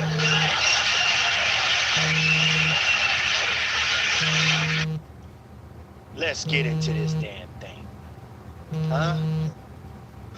I'm gonna start from my brother Vader first. And then I got some other clips, but y'all see the jigaboo. Y'all see jigaboo on the screen. Eyes bucked the fuck out. Damn, they're about to buck through the screen. Don't say nothing about reparations now. Who's now? These Negroes. Brother Vader, what's your interpretation of our brother Malcolm's perspective when it comes to Negroes chucking and jiving and tap dancing for massa? What say you, brother Vader? He's a prophet, right? He's talking to us. He's time traveling. He came here, he saw, and then he went back and he told us what was going to happen, right? He saw it in his time, and he leapt forward in time to see if it was going to change, and it didn't. And so he's a prophet, and the we has expanded, right? Because not only was he talking about the house nigga and their affiliation with massa, right? He was talking about these cosplayers that these skin jobs that walk among us, and well, we, and then you check their background, and they're you, y'all. You know, the y'alls and the yous come out right after we uncover why is this person saying we, and so the chief we right now is Kamami herself. That's right. Saying we, and we got her Ella Fitzgerald records and her collard greens in her bathtub talking about we, and we're like, what? We bought that record 50 years ago. Come on. We ain't never washed nothing we eat in the damn tub. Not a damn thing. Come on, right? And so, you know, this man is a time traveler. He's one of the first. I land. Salute to my brother Vader checking in, man. Salute to our brother Vader Base. Again, the creator, founder of the Vader Base app. Ladies and gentlemen, Black American Supply Security and Supply, pardon me. Brother Vader in the building, ladies and gentlemen. Let me go through the rest of the panel. My brother Wolf, you heard brother Malcolm speaking of these very Negroes. Ooh, man, I tell you, I have no problem. These are the Negroes I've been preparing my whole life for. To see them. You understand? And this is why you stay in the gym. You got to stay in the gym. Keep your mind right, because these are the Negroes. They will crash the fuck all the way out for massa. Oh yeah, Ricky Smiley waving his finger at niggas. Talking about we got to do our studying. This Jigglypuff ascot wearing ass nigga right here, he been pointing his finger at folks forever. Waiting to get patted on his ascot by his Democrat daddy and mommy. So brother Juan J. Johnson, off of what our brother Malcolm has said here, are we looking at history repeating itself or just being more of the same in general? I think it's a combination of both. I think that if we have house Negroes, then we produced a generation of house Negroes. Not just one or two. We're talking about a nation of house Negroes. Right. The only reason why they can be allowed to do what they do is because we let them do it. We listen to them. Come on, talk. We've been listening to people for the last 15, 20 years. Yo, Steve Harvey's in the morning show. Yo, Smiley in the morning shows. Yo, Roland Martins. We've been listening to these folks for almost 2 decades. That part. That's fucking part. They have produced a nation of house Negroes. Not just one. We saw that during the whole pandemic. Right. So Malcolm was very eloquent. Malcolm don't even need no explanation because he's very clear. He was the one who coined the statement, make it plain. That part. Come on.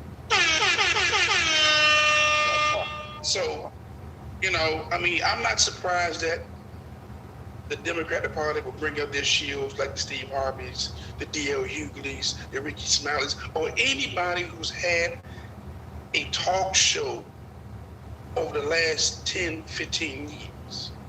Right. They have been the voices, the comedians, the athletes, the entertainers. Okay? I mean, we swear by these Negroes. So this is on us. Again, I'm honest enough to take the L. But I'm brave enough to take a stand. Come on. Why stand against these DLs? I don't know him personally. I stand against Steve. I don't know these guys personally, but I know what they're doing to our people. Come on. And they're doing the same thing as others have did before them. Lead us down a tunnel to a place where we have nowhere else to go but destruction. I'm gonna land my plane with that. Salute to our brother Juan J. Johnson in the building, ladies and gentlemen. Let me slide on over to my brother Q. Man, Q, listen, I mean, you know the old school brothers better than I do, brother Q. I'm just familiar with some of the teachings, not a lot. I'm not gonna say I'm this well-studied nigga. I just know I see a problem. I work towards solutions, period. That's all I do. Is this more the same, or history repeating itself? What say you, brother Q? You know, actuality is 10 times worse. Come on. Because when you look at what Malcolm and Martin and Edgar, what they, Medgar Edgar, excuse me, I said Edgar, they warned us about their condition and the condition that we would be in. And like Lone Wolf, that we have to take some accountability. Because when you have this level of betrayal in your community, the ostracized, the being ostracized and being uncomfortable, these people should feel uncomfortable. Right. Ricky Smiley should feel uncomfortable when he leaves that studio and goes wherever he goes. They should feel uncomfortable being amongst grassroots black people. Now, we all know that they don't live amongst grassroots black people. However, look at this bozo. Don't look uncomfortable. He don't look that's my reason I had to play it, Q, because he don't look uncomfortable to me, man. And because you know why?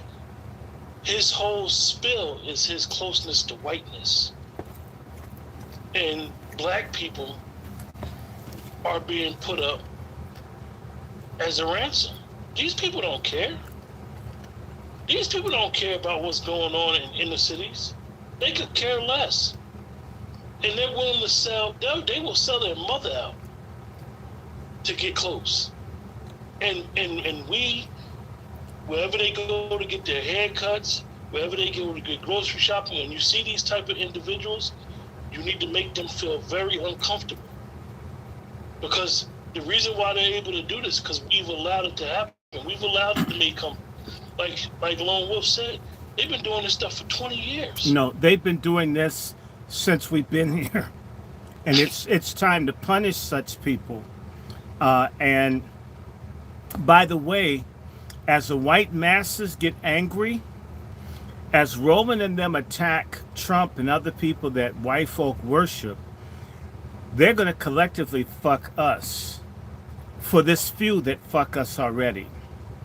We need to cut our losses. We must punish traitors.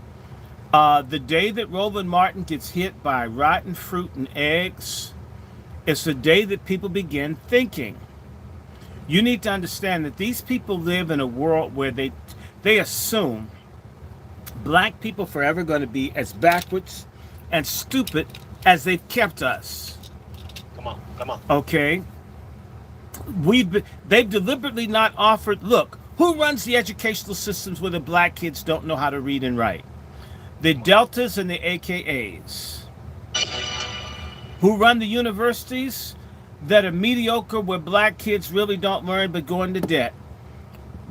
The Alphas, the Kappas, and the Qs. Come on, talk that. They've systematically made certain that we were stupid. Let me go all the way back and say to you, black people were making some degree of progress all the way up until the 1970s. Boom. And in the late 70s, we started slowing down. By the middle 80s, we had stopped.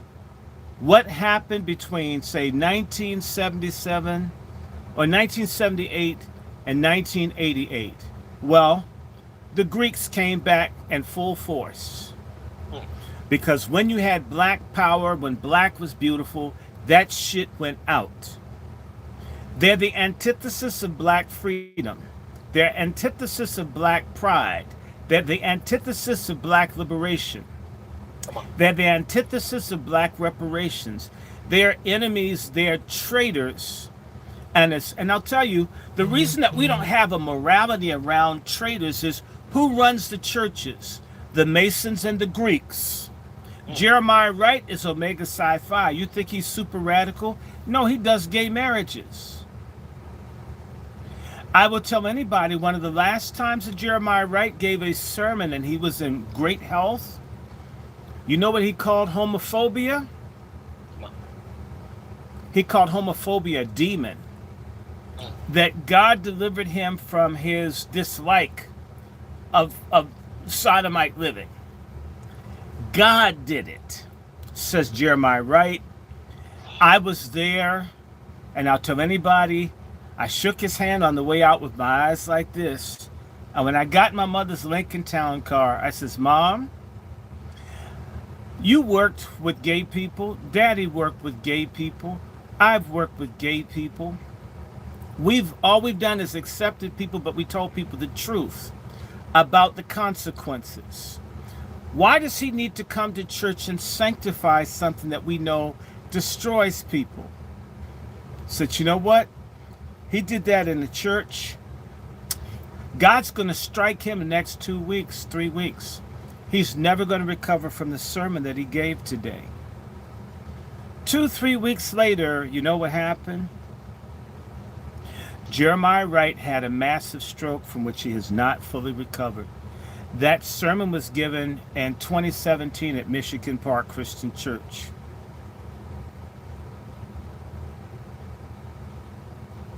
And I will go further to say to you, the National Newspaper Publishers Association has other black newspapers. Well, who runs the NNPA that's not saying anything, that's not educating people about Biden, that's not educating people about Kamala? Ben Chavis. Ben Chavis is a, what's that damn group called? A Sigma. Who was the biggest fag-hag congressman in the U.S. Congress until he died, God bless him? John Lewis. John Lewis is a Sigma. When you start seeing all this gay agenda and shit, these are fellow frats. They'll put, if their frat is on a gay agenda thing, they will get with him over the sanctity of the black family, the sanctity of the black woman, the sanctity of black manhood, the sanctity of black children. John Lewis died with a bill to promote allowing black children to be accessible to be fucked by white people on his desk. And they'll tell you he's a hero. You mean if I fucked some of you guys' kids, I'd be a hero? If I pledged? The answer is to them, yes. Come on. This is, you wonder what? These are the people in the Congress that were black that voted for the Biden bill. Oh, many members of the Congressional Black Caucus supported the mass incarceration. That's why they can't criticize Biden. He can call out their damn vote. Let him cook. This was done by the Greeks in alliance with white supremacy, because just like with eugenics that W.B. Du Bois and the others promoted, he let it be known, Du Bois, that we need quality, not quantity. In other words, people like me need to exist, not broke black people. Every people have mostly poor, struggling people. Who the fuck are these people? Why do we respect them? And this bald-headed buffoon is a distant relative of mine. I'm glad we haven't met. We're going to have to hunt down. And I see, the reason we don't think this way is, where would you be taught how to be a people, or how to be men, or how to stand up, if the church is bent over? Like what's likely to happen this week, it's likely that the oldest continuous black institution in this country, the African Methodist Episcopal Church, is likely to become a gay-affirming church. If people like Ravi Perry, a HIV/AIDS positive professor of political science at Howard University, who was chairman of the political science department at Howard. Now, what do you think he's fighting for? These people, all this whole gay movement, all this feminism, this is from the Greeks. Dickie Smiley, he's from Howard. I think he's a Q. And I'm going to say it, I don't care who doesn't like it. Growing up around the HBCU, it's something I noticed early on. Lots of unhappy professional black marriages. The resumes look good. It's a power couple, and he went to Howard, and he went to Harvard, and she went to Spelman, and she went to Radcliffe, and he's a dentist, and the wife looks like she hasn't fucked since Jesus escaped from Herod. Come on, cool. The husband's bisexual, and she likes dick more than pussy, but don't get much dick, so she settles for pussy. This is what the Greeks are. They're a bunch of fucked up families that have a whole bunch of bisexual dads and moms who have these Greek letter arranged marriages. Well, I'm gonna get you a woman that doesn't mind you sucking my dick, and they get her a woman. He doesn't mind you getting your pussy munched by a woman. That's why this shit moves like it does. It's because that's how you join. The AKAs were started by Pussy Munching Dyke. These things all have this stuff. At Howard, let's say we tried to have a rally about apartheid, or a rally about Forsyth County. The Greeks would come out and start doing gay shit and titties flat. And I'm going to tell you something, which is why we need to talk about God. As long as black people are Luciferian instead of God-centered, we're damned. We're fucked as a people, because right now, and I'll just say it, niggas hate the Bible, niggas hate white Jesus, and don't respect the black one. They say ancestors out the ass, but if your ancestors were in the Bible, why do you hate it? On one hand, you say King James is black. Then you say he's gay. When you want credit for black people having something to do with the Bible, you claim it. Then when it holds your ass to some sort of morality, you call it hypocritical because King James is faggot and you can't prove it. I mean, we are brothel full of demons mentally upstairs as a people. That's why this shit keeps happening. I'm gonna just say some shit. We got a couple hundred people listening. I shouldn't be alive right now. I had severe sepsis at home before I went to the hospital. I could have died at any moment 2, 3, 4 weeks ago, easily. I'm convinced I'm here because the good Lord wants me here. I have stage 4 cancer. I have dick cancer. And we're going to do some shows. We're going to be talking about dick health and dick lives matter and all this stuff, and black dicks matter. We're going to do it.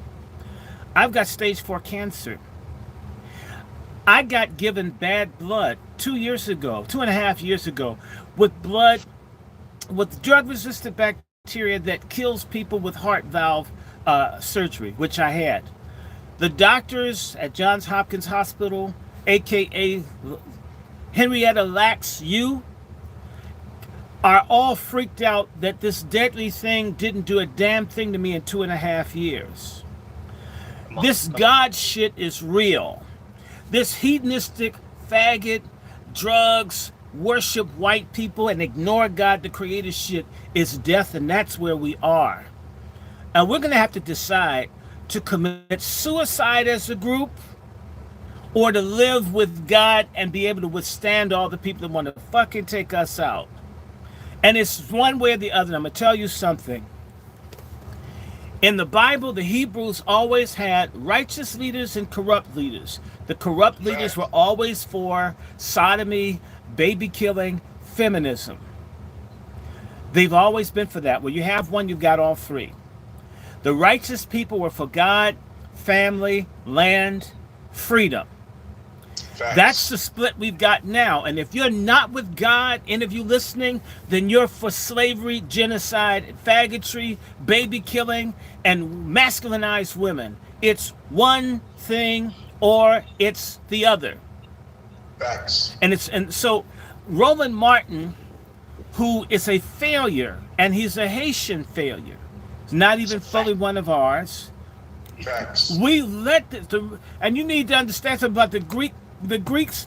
If you pledge and you make it to the fraternity or sorority, they're more important than anybody else. So there are lots of Caribbeans and Africans that join fraternities and sororities. That makes them have Black American status without any sacrifice, without any loyalty, without any commitment, with the traitor group that runs us. Which is why when they fuck us in the hospitals, like little nasty Africans had to deal with in the hospital, not many, but 1 or 2 that were nasty enough for me to write up their asses in a survey. The reason that you don't hear anything when people's mothers and folk get killed in the hospital by these people, you hear silence because you know what? They were online with people from various countries. So a lot of the people that are Greeks aren't even FBA. The FBA takes white people. They'll take anybody. They just don't want the black masses. These people exist to exterminate us. Either we take them out or they'll take us out. Cook, goddamn it, cook. There's skin jobs. Listen. We're here to have a conversation today, y'all. We're here to have a conversation. It's not about being politically correct. These people have openly waged war on us. Let me play a little bit more for our brother real quick, just so we get an understanding of these house Negroes. Let me go ahead and play this. Let me play a little bit more of this. Brother Malcolm.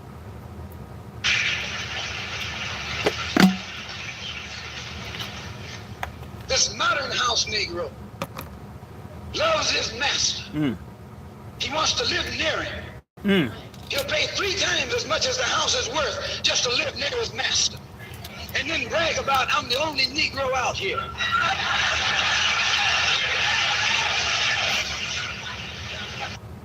Hey, we all know those Negroes. I say he lying when he say that. A Negro will pay 5 times property value right now today. He said, well, I don't want them niggas coming over in my community that's going to bring my property value down. But you know what? And the same kind, you'll get a woman. Like I said, we've produced a nation of house Negroes. I mean, think about it. We've produced millions of house Negroes who are no longer concerned about the survival of our beautiful, foundational Black American existence. They would rather be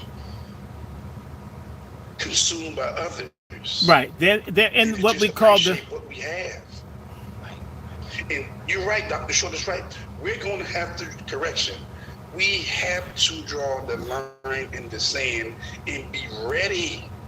Just like our white brothers right now, who are ready for a civil war, who are looking at where this country will be at the next 100 years from now. We must ask ourselves, where are we going to be in the next 25 years? The next 10 years? Real quick, Brother Juan, 1 second. I'm going to mute you, Brother Dr. Short, because you got a little back noise. And I'll go to you. Go ahead, Brother Juan. Yeah, because again, our white brothers see a bigger picture. They see the future of America. And, you know, look, I'm not aboard with Kamala or with Trump. I'm with myself. Self-preservation first. I'm tired of people wanting our loyalty, but give us nothing in return. But at the same time, I'm on board with the scriptures because the scriptures is sufficient. I'm a believer. I'm a follower of the revolutionary Jesus, not that one that others follow. I'm not on board with this white boy. No. I'm on board with the one who was turning up tables and whipping folks out the temple. Come on. Okay? Who believes you should have your gun, not just one, get 2 guns. Come on. Take your purse, take your scripts, and don't forget your sword.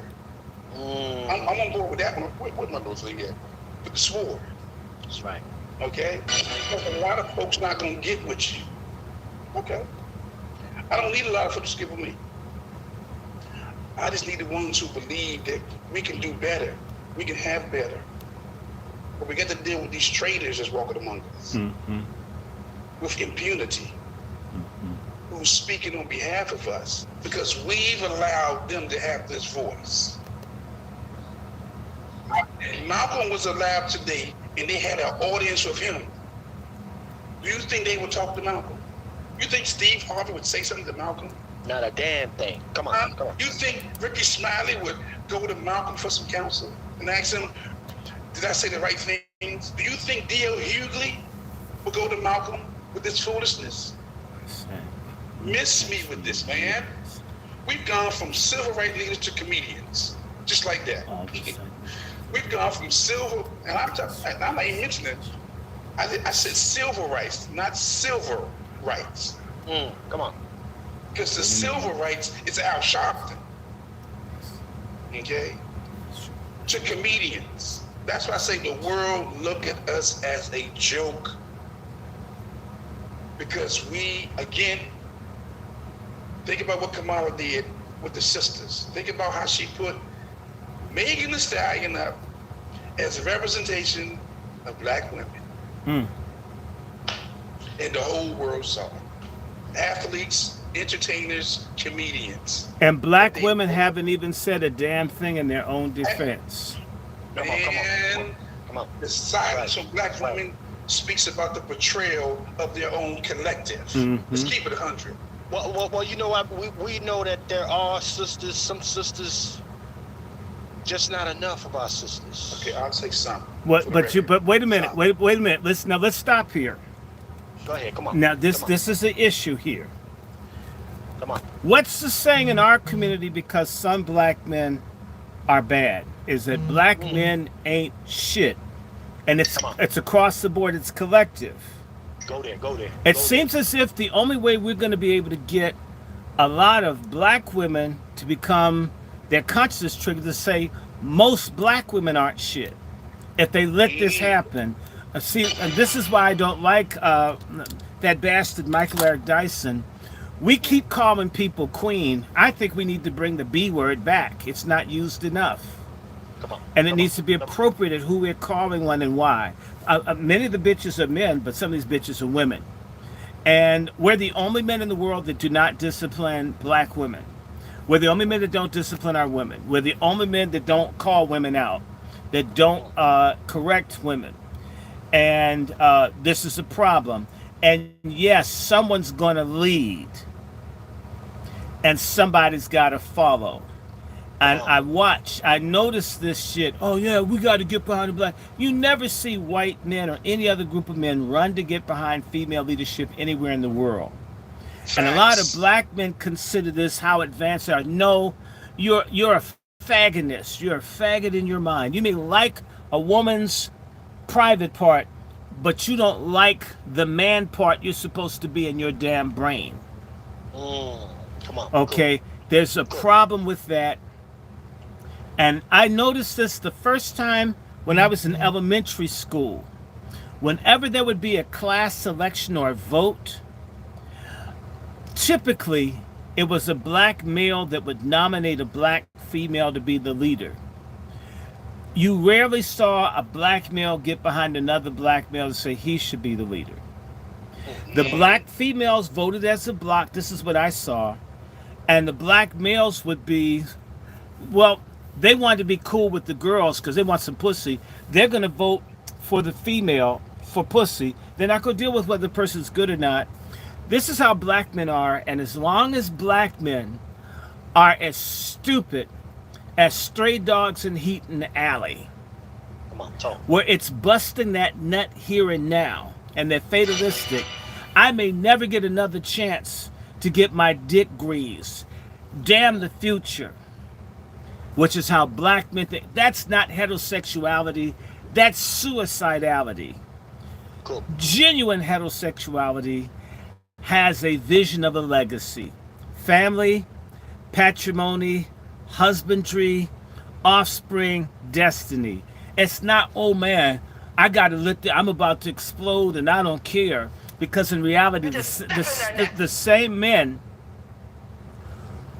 who have no control over their penis will fuck a man as fast as they'll fuck a woman. And I refuse for anyone to try to tell me it's not the same, because in reality it has nothing to do with love or commitment or dedication or something that creates something that's going to last long. It's for the moment.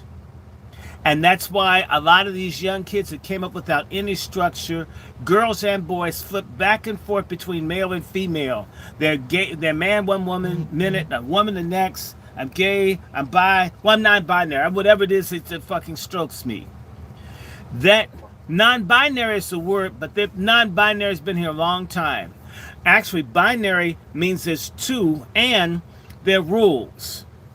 Non-binary means there's many and there are no rules. And we've had a lot of black people that are subversive, degenerate, rebellious scum that do every and any vile thing. And they don't deserve our protection or respect. And I'm sorry, the minute, in fact, let me say something to the men listening. I've worked with people, multi-ethnic, 40, 50 different ethnic groups. When they would see black women yelling and screaming and acting out of order, they didn't look at the black women. They looked at black men as weak, child. Because, you know, that doesn't happen for the Spanish. That would be shut down. They tell the woman to shut up. I don't know, you can't tell her to shut the fuck up. A lot of stuff would be cut off if people were told to shut up. Well, you can't tell her to shut up. You can't do that. You could. Well, then how do I have any authority if I can't check anything?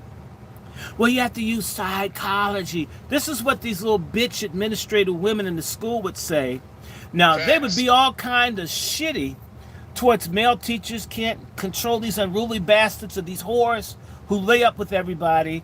If you halfway corrected a youth, oh, you hurt him, you have to use that woman be the first person to be super forceful, violent, and abusive.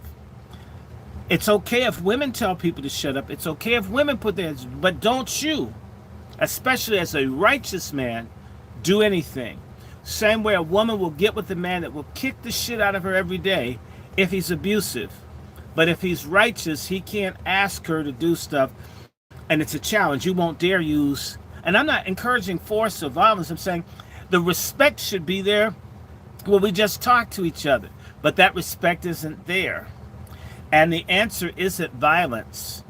The answer is we're going to have to, the same way that we have to walk over cadavers.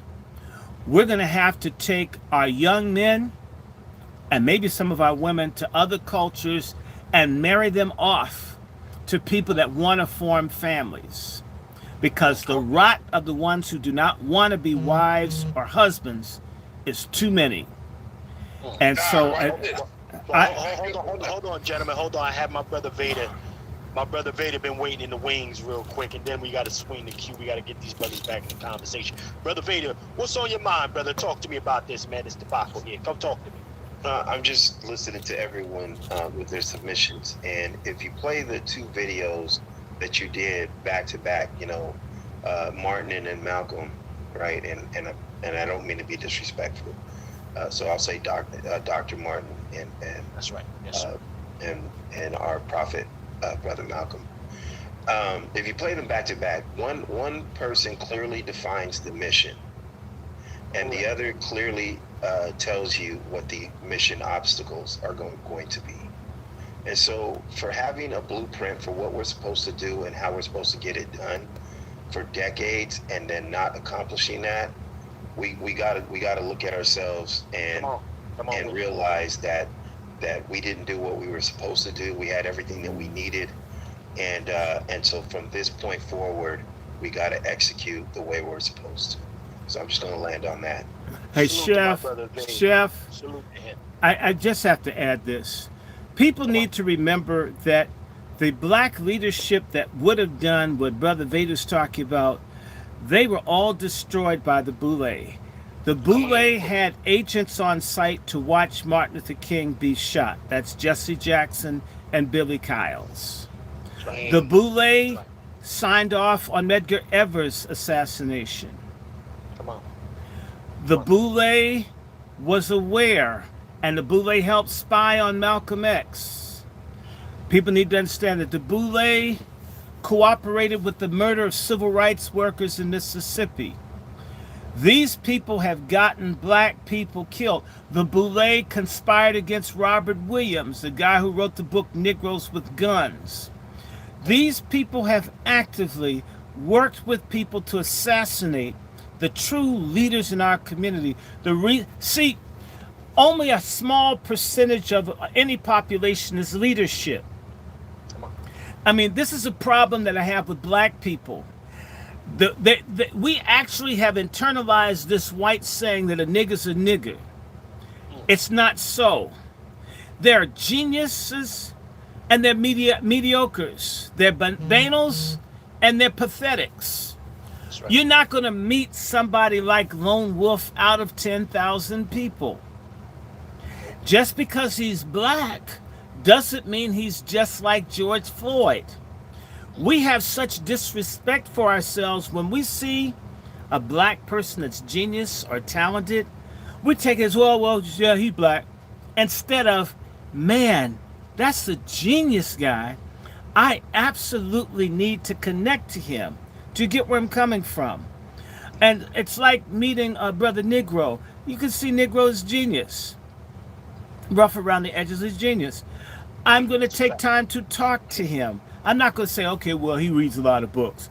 We don't respect or like each other enough. So when there's leadership abounds in our community, we don't want it because we need it to be gaudy. We need big cars. We need a jet. You need to have a mansion. You need to do all of this stuff. You have to be a sellout to have the trinkets and the baubles and the bullshit that dumb fuck black people need before I can recognize that you're right. It's the same way I tell people, I advise people all the time. Do this, do that. And they say, well, you don't have a car. You don't have a house. What does it have to do with whether I'm right or wrong? Okay, and I'm going to repeat the story I told people. Last time, the Jesuit, the expert, said black people lack a committed, dedicated, truthful cadre of men that look out for black people's welfare. And every time you see a black person emerge, whether it is Huey Newton or any of them, the Boule has helped target them and kill them and destroy them. That is their mission. And so in reality, We need to understand when you see leadership, you rally to it. If I were a white man right now and I was a white supremacist, I would have 1 million followers. I'm not saying I even want 1 million. Being black and being right and doing shit, you know what? That hasn't mattered a fuck to large numbers of people. Yeah, he was right about Kamala 6 years. God, do you realize that's called profits? Okay? If I wrote 4 years ago, yesterday actually, that Kamala Harris would be running for president of the United States, and put it in writing and published it, and now it's happening. And if I did a radio show 5 years ago and said Kamala Harris is going to be running for president, before she even ran for the nomination, someone would say, you know what? You're unusual. But when you look at somebody's skin color, and it's black like yours, well, it doesn't mean anything. It's the same way we get fascinated with Eminem or anybody white that copies what we do. We ascribe greatness to it. When there's someone great amongst us that don't do what we do, we say, well, they're black. It's crazy. And so there are very few people, maybe 1 out of 1,000 people is a leader. The elite have the sense to know that, which is why they're at the universities. That's why they get drugs and alcohol, and they created these things to catch all of the leadership of the talent and steer it in a direction against that of their people. The people who refuse to suck ass and suck dick and suck nuts and munch on carpet to be in the leadership group don't have a base of people that back them. So when Martin Luther King starts doing the right thing, he's dead within a year or two. When Malcolm moves, he's dead within a year or two. When Medgar moves, he's dead. Everybody that moves gets killed. The Boule were there to witness Whitney Young being murdered. They've been there on site to supervise the murder of black leaders in this country. This is how wicked these people are. So as a result, like you say, Dr. Short, I would have never been Dr. Short unless somebody white that wasn't in the Boule demanded that the Boule give me my degree. I wouldn't have gotten it. The Boule decided I would not have it because I defied them. So this little doctor's degree, you hear me, I wouldn't have gotten it. I fought with the Qs of being a little bisexual. Patrick Swigert, yeah, niggas, y'all won't dare sue me. I'll bring up the fact that you were sexually harassing your chauffeur. Drove the man almost to suicide. I don't fear them because I'm speaking the truth, but when you tell the truth, like Lone with the others, most black people are caught up by the celebrity of the Boule, and therefore the authenticity, the decent people who stand up don't count. Fannie Lou Hamer doesn't get the same love as Rosa Parks. I'm not knocking Rosa Parks, but Fannie Lou Hamer's ass got beat a hell of a lot more than anything that ever happened to Rosa Parks. But she's dark-skinned, she's fat, she's broke. That's not sexy to us because we don't like who we really are. So when we see true leadership, we can't respect it unless it's exalted because we don't like who we are, where we are, what we are. So the Boule has an advantage because of our self-hatred and our obsession with celebrities and status and what we imagine white people are, until the saviors, the prophets, the heroes don't even matter to us. We've got more. We've got black political prisoners that have rotted in jail for decades and you don't even fucking know their names. People have been beaten and tortured and sat in supermax prisons dedicated to our people to death, and their names are forgotten. Nobody will take a risk for such a people. Other people remember. It's like Nat Turner should be the national hero of black people. His folk are still reluctant to say his name. He's been dead almost 200 years. Will white people be upset? I mean, we're sick. So leadership and freedom does not come when cowardice and what I would call socio-political faggotry is the norm of a people. When you won't get behind someone that stands up, when you see it and you hear it and you run from what's greatness because, well, what, it's not in a palace in Hollywood having sex with kids, then you don't get liberators. Okay, so we as a collective, again, it comes back to morality. As long as the religion of black people is worshiping white people and their house niggas, which is idolatry. And I know a lot of niggas out there say, I came up in the church. You didn't believe in God. You believed in white people and white power and white money and want to be white black people. You don't believe in God, an all-powerful God that Nat Turner believed in. I don't see how we're going to get free, but we're going to fight their asses anyway. If we die, we die. We don't have that kind of courage. The Boule doesn't encourage it. The church that they've hijacked doesn't do it. If you watch the Masons, the black Masons grovel over white people like I did on June 6th down at the Masonic Hall, our whole system is oriented towards worshiping white people. We're pagan. We aren't Christian. We're not even Muslim. Those folks worship Arabs who enslave and dog people. Yeah, y'all do. The Negroes and the Buddhists worship the light. We're fakes. We go to Egypt where the white Egyptians are. We don't go down where the Nubians are. Wherever something is truly black, we run from it. As long as you hate yourself and you hate God, nothing ever changes. Salute to our brother Dr. Randy Short. This nigga in here cooking today. God damn it. Salute to brother Dr. Damn it. This the type of time we on today, family. This is the type of time we on today. None of that pussyfooting shit. Niggas gonna tell you you got to go this way, you got to do it right like this. No. Sometimes they just need to know that you're there. You gotta let them know that you're unapologetically there in their face, and we're not gonna continue to take the bullshit that they're putting out on us. That's it. Ain't no right or polite way to fucking do this. Right. You wanna get busy? Let's get busy then. And Chef, watch this. Yes, sir. And to your point, because I wanted to be just when Dr. Short was talking about speaking to certain people. You know, when I was the police, when you deal with criminals, there was a soft tone. Let me see your hands. Put your hands up. And there was a hard tone. Let me see your motherfucking hands. Put your goddamn hands up. Come on. Okay? Come on. And some people are afraid to tell. Some people are afraid to tell their loved ones, "Shut the fuck up." There you go. Simple now. We got to get. There's that.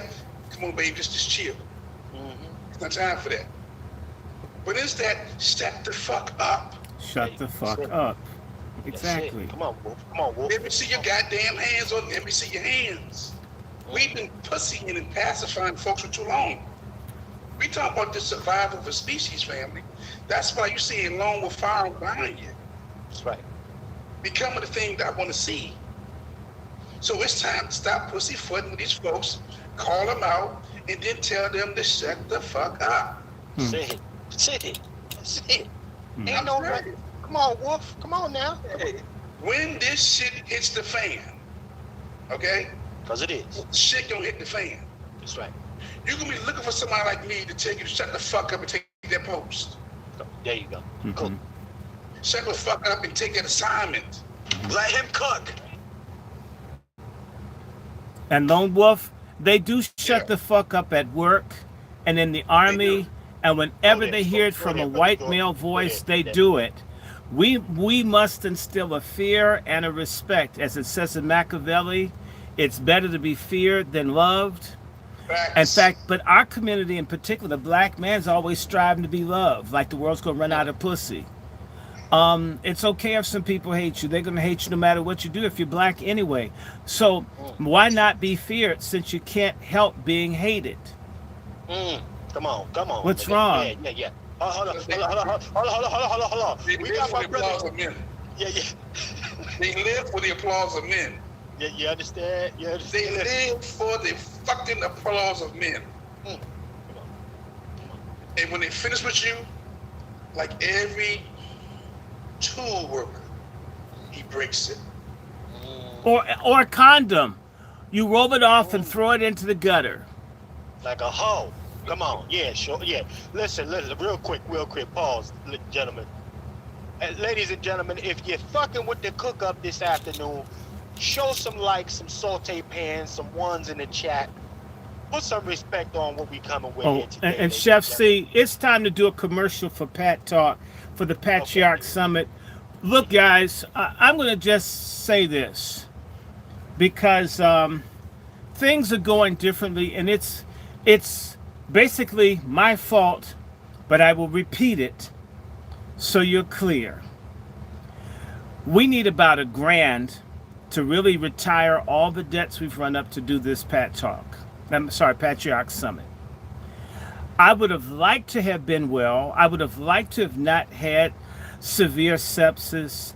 I would have liked to have not learned that I have stage 4 cancer. I repeat, I have stage 4 cancer. Thank God I know this. I don't think I'm going to die, but if I did, I'd like to have left this life saying I did something to rescue my people from the shit that they're in. Chef C has gone into his pocket. I mean, hell, I end up having to be in the hospital for 2 weeks, and I got this Billie Holiday shit on where I have to keep taking. They gave me such dangerous blood until they're giving me double the amount of antibiotics for an extended period to clean up the mess that somebody made in a hospital 2.5 years ago. So it's almost like I got assassinated, but I survived. I would like to, and I need to let y'all know, I'm going to go public. I have failed to be the kind of partner that I thought I would be to Chef C in terms of raising money, in terms of just, health happens. I stepped away a second ago. Unfortunately, I almost, almost was dizzy, needed to eat. All of this crazy stuff has happened, but I feel like it's a move of evil to stop me. If I had died a few weeks ago from septicemia, it would have ruined the Patriarch Summit. All kinds of craziness has happened. The mess with Chef and I trying to do this. Chef doesn't like begging, but I'm telling y'all, we need to make it rain on the Patriarch Summit to pay the final expenses, and understand it's going to be shorter because I'm not well. Okay, I would love to be well. I can't believe the timing of how I had acute kidney injury, which can kill, bacteremia, which leads to septicemia, severe sepsis. I've got lymphatic cancer. All this shit hit recently. It's almost as if something said, we're not going to let these people get it together. Let's slay the dreamer and see what comes of his dreams.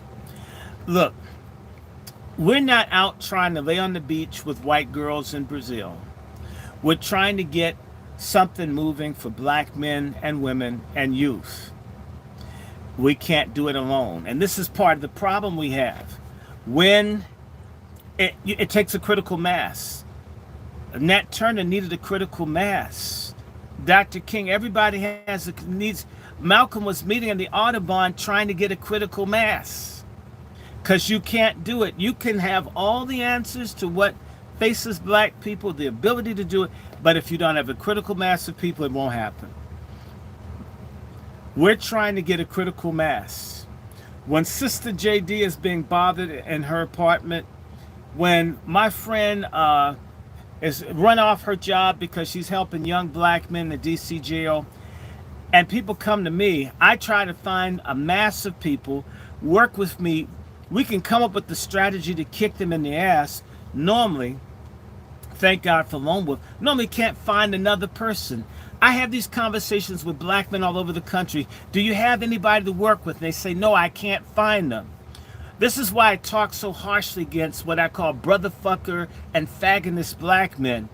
People who only care about their damn job or their damn dick or the woman that they're begging for pussy for, and our people are under attack. We're trying to get, and we begin to find a group of black men across the country that want to do something. But in order to do that, well, we don't have places to meet anymore unless you have money. And if it's a nice place that you don't talk about us like shit, then we have to fix it up if they give us a decent price, but it's fucked up on the inside. If it's a nice place, it's white owned, and we give them money, and then we have to watch what we're saying. So we're doing it virtually, but we need help. So we have a website, all this stuff, the video and all the stuff that you looked at that you think looks nice. It's interesting that we've got champagne taste as a people. We really do. But we've got penny candy generosity and charity to get the things that we want. Why can't we conclude tonight with $1,000? In fact, we've come down considerably. Our hosts backed out. Hosts tried to turn Chef and I against each other. One of our funders. Funder tried to turn other people, lying on me, all this other kind of bullshit. We didn't want to talk about this. We want to be positive, but you have no idea. Working and trying to find the people to do stuff with, how crazy it is. Tried to have backpack last year. The person's a con artist, stealing from me, stealing from my friends, stealing from everybody, lying on me, putting this all over the country. All you want to do is try to help your own, and you get persecuted, ripped off, messed over. Almost like you're a disciple of Jesus Christ because you don't like racism, white supremacy, and you think we should get our motherfucking money. I'm saying to you that people out there enough of you watching that could drop 25 or 50. You can put it on the GoFundMe, or you can send it to Chef's GoFundMe, and we'll clear this thing. And what you pay for, the website and the digital work, that we have this wonderful, beautiful brother named Michael Warren, who's working way below what he should be, what he should charge. We've created the infrastructure to move forward, even if our first meeting is like just 20 of us or 30 of us. We don't have to have everybody to move. We need to remind you, all of the black movements start with less than 5 people. If we have a righteous 5, the word's going to go everywhere. And there are people that want to work with us. People in Mississippi now. There's a whole group in Mississippi that want to work with Chef and I and Lone Wolf. But literally it takes time, it takes resources. Look at how the white folk in this country have gone broke putting money into the military to fight and protect and invade. We don't invest in people that fight for us. We don't. We don't invest in people that advocate for us. And as a result, you have no voice, you have no organizations that are truly for you. No, you don't. We don't. We're trying to get one. Why should we have to beg? Beyonce's witch ass can command $1,000 for a ticket for you to watch her jiggle her ass for maybe an hour. We're talking about something that you might need, like we need to find lawyers and all kinds of stuff when things happen. Again, my sister is sexually harassed on a job, gets fired. She's facing homelessness, congestive heart failure, and possibly having the kids removed because something happened. And we're running around trying to find lawyers, trying to find this with no money. If we could fight and stand somewhere, we could fight all the time.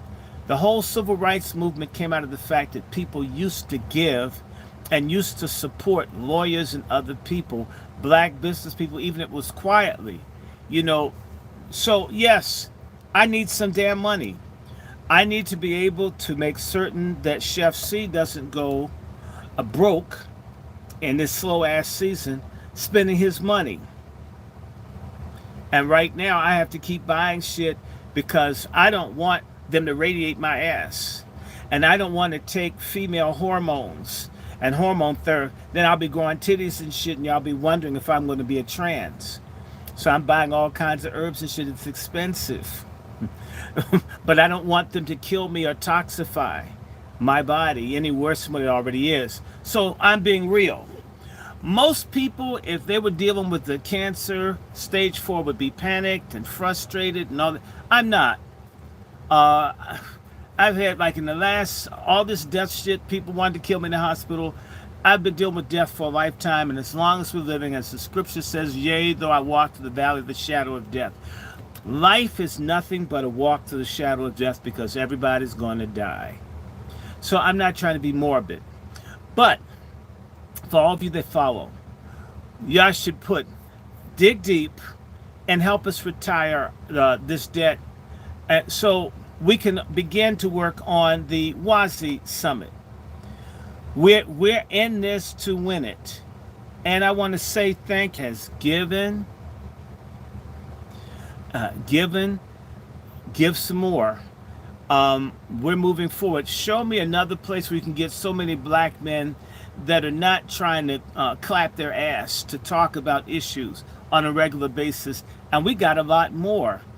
Want to let y'all know, if I believe I will have I will be a retired person within days.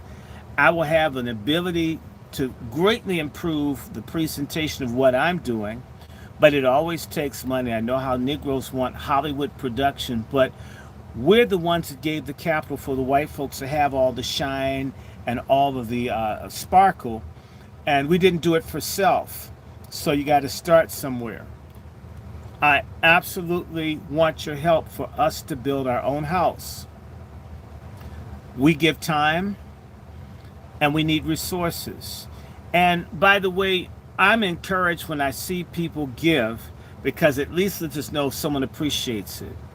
The scriptures say where the heart is, there's the treasury. If black people haven't invested in their own army, in their own nation, it means that we don't love ourselves. Our heart is with our enemies.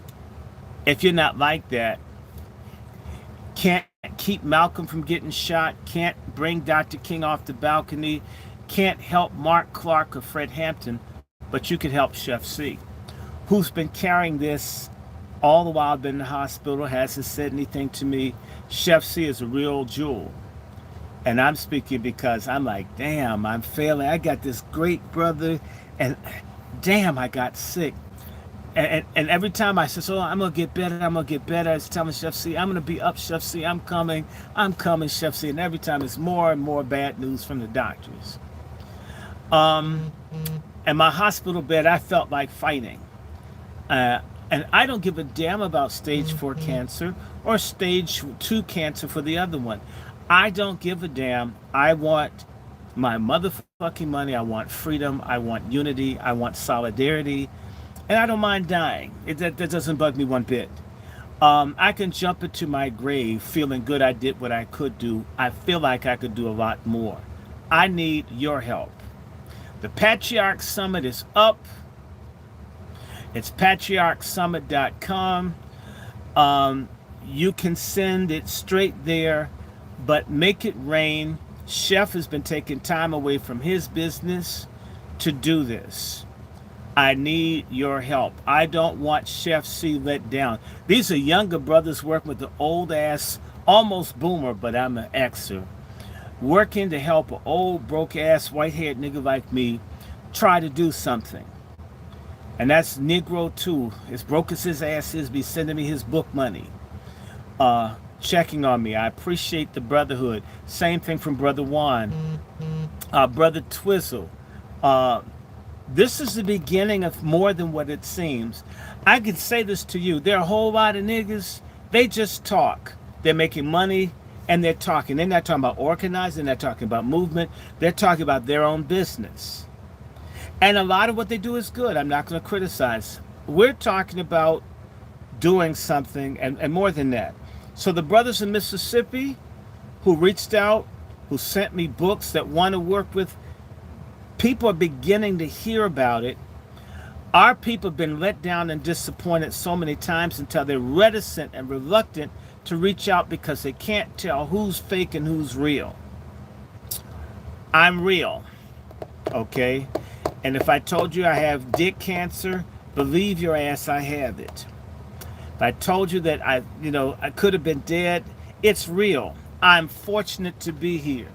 They didn't even tell me how close to death I was when I got to the hospital. But I'm here for a reason. What are you here for?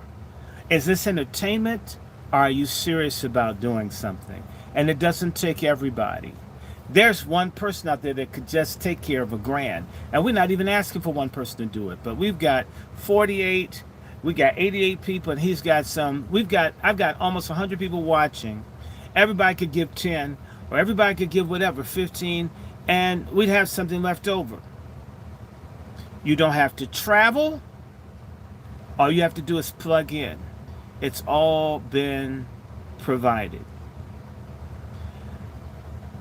Patriarch Summit. It's a 24th. Salute, Brother Dr. Short. So, definitely, man. I appreciate you dropping the commercial. Ladies and gentlemen, we're going to take a brief commercial, but again, I want to salute to everybody that's checked in with us. My brother Black Lyrin, RD, salute. My brother Freezy from No Captivity.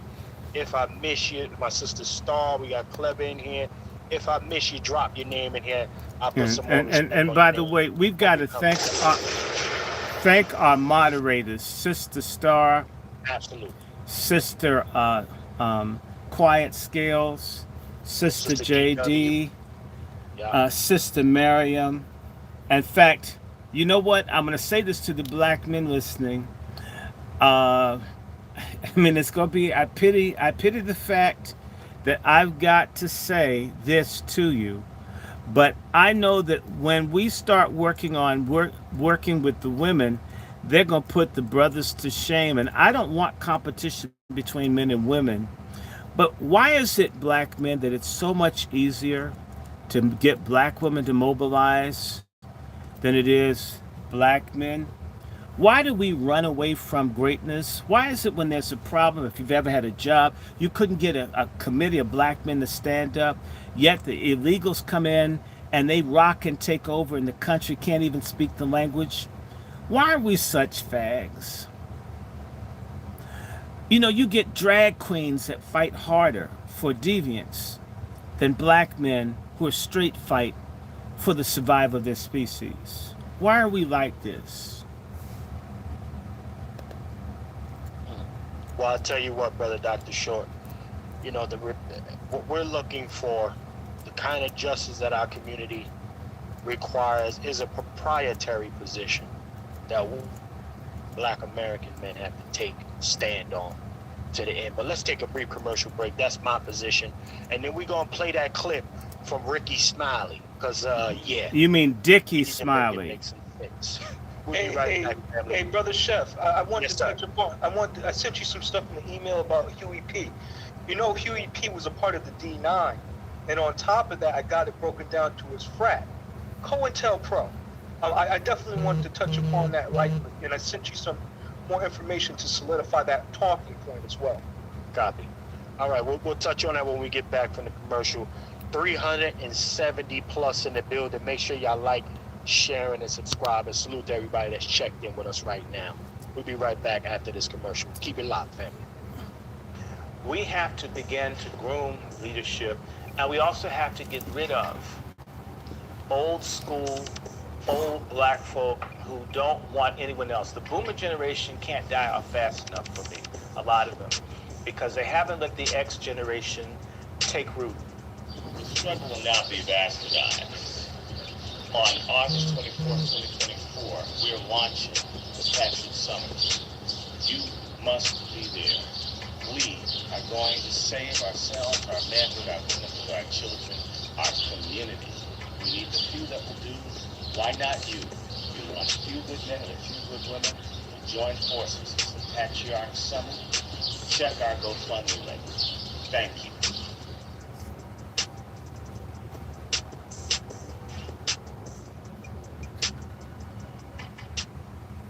Yes, indeed, ladies and gentlemen. Yes, indeed. Make sure y'all go over there to the website, patriarchsummit.com. Get your ticket. So much value going to be provided on that day. You know, actually some digital tangible assets you can actually print out as well and use from some of our presenters. It's going to be a jam-packed day of value. But with that being said, ladies and gentlemen, let me play this Ricky Smiley clip. Now, this is one of the first people that we got to get into. Pause. Okay? And It's the front page on the Ricky Smiley Morning Show. All right, 24 minutes after the hour, y'all got your front page right here. Maria, good morning. Here's what's happening in news. Vice President Kamala Harris and Governor Tim Walz of Minnesota held their first joint campaign rally together in Philadelphia. Kamala Harris praised Walz, going down his list of titles from coach to congressman and even military veteran. She ended his introduction, Ricky, saying, and in 91 days, the nation will know Coach Walz by another name, Vice President of the States. Are you excited about Tim Walz? I already know the answer to that question. Always. What excites you the most about him? Just that he's just a regular, like he reminds you of your high school principal. He reminds you of your high school football coach, and he was a football coach that led his team to a national, not national, but to a state championship. And he is just awesome. He's for the people. He stand up for women's rights, and he's a popular governor in the great state of Minnesota, which Trump won in 2016. That state was picked off by Joe Biden, and I think we'll definitely get his state and the state of Pennsylvania as well. Either one of those governors would have been a great choice for Kamala Harris. I'm just sick of the black people on the internet talking about I'm not with her. Okay, so if you're not with her, I mean you with Trump. Y'all need to block every last one of their asses on Facebook and on Instagram and social media and stop. Like that's just garbage. Yeah, it's just garbage. Everybody got to find. Can't agree on a damn bucket of chicken. One. All right, let's agree then. Has anybody in the community kitchen chat heard Ricky Smiley advocate on behalf of reparations for Black Americans? Has anybody heard of it? No, but he spoke against it. He spoke against it, though. You know what? Can we agree? I bet you that. Hold on. Let me use the same rhetoric. Ricky Smiley, can we disagree that Black Americans need reparations? Can we just all get on the same page, you bitch? You know what? Sick of these niggas. If they were talking about reconstructive surgery for people whose buttholes have been tore up, I bet you he could get him on there to do that. And that's why I'm doing this. He's just sucking the white man's dick so hard. He should have been born with a white penis instead of a tongue in his mouth. Come on. Brother Q, I ain't here for my brother Q in a minute. Brother Q, talk to me about this slip and slide, wide glasses, bow tie wearing hoe right here. Talk to me. It's funny that he said what he said because obviously he didn't do any research. I happen to live in Pennsylvania. Pennsylvania is not going to be easy for either candidate to win. Actually, Trump was 2 miles from my house yesterday doing a big rally. They've turned a bunch of counties in Pennsylvania red. You know, it's sad that this guy thinks that he has that much of an influence to have that much disregard for people that's not with Kamala. Hold on 1 second, brother. I went to Howard with Ricky Smiley. Come on. Okay, when I talk about all the homosexual ritual, guys licking semen off their fingers when they would do their steps, that's Ricky's class. That's Ricky's group, where the guys would have their your pelvis against the guy's backside. They'd march around and do homo type stuff to the cheers of the sorority sisters. Okay, he went to Howard with Kamala. That's why he's upset. Kamala, all of them were fucking each other back in the 80s. This is emotional shit. It's not research. They're fuck buddies. They're fuck friends. That's what this is about. The Congressional Black Caucus, it's not they don't talk policy. It's the fucking that goes on after the fashion show and shit's over. That's what these people are about. It's all about fucking. It's not freedom. It's not justice. It's just fucking. It's degeneracy. Their thing is that the other niggas are gonna die. Let's live good until white genocide of blacks happens. Come on, talk. You know, and listen, you touched on the semen shit. That's probably why he's advocating so much for Tim Walz. Look at here. This is the horse cum nigga right here. Look at Mr. Horse cum drinking a guzzler right here. I'd hate to have him put secret sauce in any food I ate. Balls. But yeah, let's play a little bit more. Let's play a little bit more of this. Brother Q, were you finished with your did you land your plane, Q? Yeah. Okay, yeah. Let's play a little bit more of this thing. Yeah, come on. Person want a hot dog. I always Black complain. folks get on my damn nerves, man. Why He everybody wants a making hot all dog. These celebrities making all these videos going off on Kamala Harris and stuff, and then the black men, Kamala Harris didn't prosecute you and treated you bad in court. I got treated bad in court too, but I'm with her because a vote for her. If you sit at home and you don't support her, you're definitely supporting Donald Trump. You can vote for who you want to, but don't be trying to encourage other people and sit up there and put bad stuff. Where's that same energy for Donald Trump? Where's that same energy for reparations? Hey, Chef, have you noticed that his voice sounds gravelly? I wonder if he's got some horse cum in his throat. He got something stuck in the Something back of in his there throat. stuck in there. Let me go to Brother Juan real quick. No, actually, yeah, let me go to Brother Juan. Brother Juan, this slip and slide Negro here. Salute to the over 390 in the building. Let's get some more likes up, family. We doing good with the likes too. Let's get some more likes up and share this thing out. We cooking these things. And drop some money in the Cash App. We got 1,000. We got to clear that 1,000. And you know what? I'm gonna say salute to everybody. I see y'all hitting the Cash Apps. I see y'all hitting the GoFundMe. Thank you, Brother Ivan. Thank you, Prime One. Thank you, everybody that's giving. Chef needs it. Chef's gone in the hole. And shoot, I ain't too proud to beg. I'm in the Temptations. And we need it. And we're going to need it for the next thing. And I know the sisters are going to come through. Okay, let's keep talking about this sorry ass nigga, man. Damn. Yeah. Let me go to Brother Juan. Brother Juan, talk to me, sir. I'm going to do a disclaimer. Yes, sir. I don't know Ricky Smiley. But that's a slip and slide nigga there. Go ahead. A real slip and slide. But I know a weak man. Come on. Hey. I can sense a weak man miles away. And so here it is. You talking about just vote for her because of what? Because she black? She's not female? Black. She's Indian. She's melanated. Yeah. Because she's melanated? Okay. Look, I'm always thinking about the future of this nation. I'm always thinking about where we are going. And I cannot imagine Kamala in the Situation Room giving directions for this country. We got 2 wars going on and proxy wars going on right now.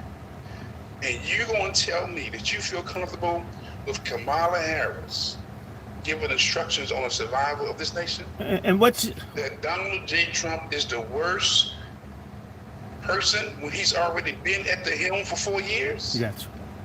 See, the disrespect I don't care for is you're treating a man who already had the position like he's never had the position. You know, and you know what, Lone Wolf? Let me say this. What's Kamala going to do? Give Putin or Jinping a hand job? This is more than fucking some stupid black guys or some white guys in the basement of City Hall. This is a little bit more than giggling and doing blowjobs. This is about the survival of a nation. Yes. And a hoe, being a hoe, maybe she's good at it. Look at how far she's gotten, them big, powerful jaws she's got. But that doesn't make her a stateswoman. She's not Margaret Thatcher.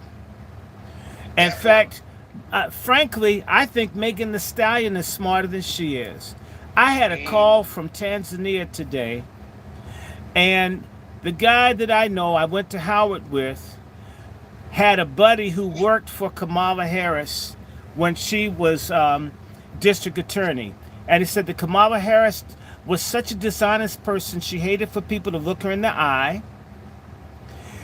She was shitty towards people. She didn't come to work. She was lazy. She didn't like working. That's hoe behavior. She's a hoe. And she'll never be anything but a fucking Asiatic hoe. And black women should be offended that an Asian hoe who sees them as subhuman shit out of God's ass is pretending to be one of them. I mean, this is the dumbest thing ever. Go ahead, Brother Wolf. We are either funding wars right now. We're funding Ukraine against Russia. We're funding Israel against Hamas, Hezbollah, Iran. We're funding proxy wars around the globe. And you're trying to tell me that you would rather have a woman in the office doing the job that men should be doing, making the decisions that men should be doing. That speaks to the feminization of the males right now. That speaks to the emasculation of males right now. That black people they're so enthralled with having a female in charge in times of war. I would never put my woman out before me in times of war. It's the man's job to fight, to stand up. This ain't about no popularity contest. This is about the survival of this nation. This is about war. And I can't in good conscience vote Kamala Harris in, knowing that the survival of this nation is at stake. It's not about being no first black female, nothing. No first black woman of color, nothing. This is about the survival of this country. Okay? So if you want to shame me for saying I'll choose the other person, or I'll just put my own name in it, because I know where I stay right now. It's a Democratic stronghold. So remembering, the Electoral College wins. They are the ones who select the presidency. We've had 2 political races the last couple of years where Hillary got the popular vote, okay, but she lost the presidency. Right. It's the Electoral College family that wins this, okay? But no, me in good conscience, I will not sit back and be comfortable with Kamala Harris at the helm of this nation and the survival of this country. Come on. No, I'll take my chances with somebody else. Well, you know what, ladies and gentlemen, let me go to the brother Negro. What say you on this first portion of what Ricky Smiley is saying, brother Negro? What say you on the first portion of this, sir? I watched the whole thing. I'm annoyed by it. This dude is definitely an issue. I'll go as far as to say that anybody a part of these D9s is an extension of COINTELPRO, hands down. One of the things that I want to touch upon was about that guy, you mentioned Huey P, right? Or my man, he was a part of one of those frats as well. They're claiming him in the book. And one of the things that I'm looking at is that they put that man in that organization to monitor him. And at the end, that was the end of his demise. Yeah. And then when I start looking up to some of the things that's up today, I sent you some articles from Fox News 32 from Chicago, them partnering up with the FBI. Then you have the NAACP, which is like an extension of the D9s, and them partnering up with the FBI to hide out on cold cases, which is, I think they call cold contact the cases. HBCUs work with the CIA and FBI. Yes, they do. Howard started working directly with the CIA in 1999. I know because I got taken to the CIA as the prime student that they wanted to go to the CIA. I'm just telling you. I ain't say October 1999, I was on the George Bush campus at the CIA. Of course, I got blamed for Howard students refusing to take photographs as a photo op for the CIA. They blamed me for ruining the CIA's project for black youth. I mean, all I did was say I didn't want to take a picture. So I'm not telling you shit I don't know. I was at the fucking CIA. No doubt. Salute to the 410 plus in the building. Brother Negro, go ahead. You got the flow. Yeah, and these guys, they're also, like these frats, they're up in my campuses that I go to. And they are, I look at, when we talk about opposition, right, and ops, right? And I really think as a community, we need to change our framework about that conversation. It's no longer just an individual. We have to look at organizations. We We have to look at businesses. We have to look at corporations. The National Asshole Network. Mm-hmm. And these are the things that I'm talking about here. That the opposition against our community has taken new shapes and new forms. Malcolm X has warned us and said that racism is like a Cadillac. It comes in various different forms, and it's an upgraded model every year. So what do you expect when it comes to the COINTELPRO? It has not left. They're still operating. These are the same people that they'll call for support of the activists just in the same breath to shut them down. As in the NAACP, the Urban League, and those people. The National Asshole Network. Officers, 9 or 10 or D9. The National Asshole Network. Oh yeah, the Ash Network. The ass network. No, the 420 plus in the building. The National Asshole Network. Yeah. Well, you know, I'm just like, don't go for it. It is what it is. Y'all not even out here doing real research. And look at her record. If you do the research or whatever, stop believing everything you read and do real research, you can see what a record is. You can see what she have done. All right, let's talk about that record. Let's pause. Let's go one by one from the gentleman here. Let me start with my brother Q. Brother Q, can you give me one thing that Kamala Harris's record shows, sir? Brother Q. Are you in the building, Brother Q? Can you hear me, sir? All right, let's slide to Brother. He might not hear me right now. Brother Vader is in the building. Brother Vader, can you give me one thing, and you out there in California? Brother Vader. Minutes before the podcast started, and it ended up being a Democrat showroom. And the brother that was hosting just told us just a straight up lie. Just sounded just like Ricky Smiley and these other Democratic shows. And he was trying to say that her record doesn't show that she was incarcerating like that out here. And this is complete fucking lies. So when I first moved to the Bay, it's just wide, and everyone knows this about San Francisco. San Francisco has had an expressed, not implied, an expressed policy of ignoring marijuana charges and what is it, enforcement and prosecution. They have an expressed refusal to prosecute and to enforce marijuana laws in San Francisco. This is decades. Going back to the 1960s, Summer of Love, 1966-67, almost 60 years worth. Exactly. In fact, Golden Gate Park has an annual celebration where it's not just weed, it's all kind of craziness that happens. So everyone knows this. And when Kamala Harris became the DA of San Francisco, the numbers of enforcement of marijuana laws and convictions just skyrocketed, and she specifically deployed units for policing areas, which were the 3rd Street corridor, which is that's where there's only 3 places that black people live in San Francisco: the Fillmore District, the 3rd Street corridor, and in Bayview, Hunters Point. That's the only 3 places that black people live in San Francisco, and the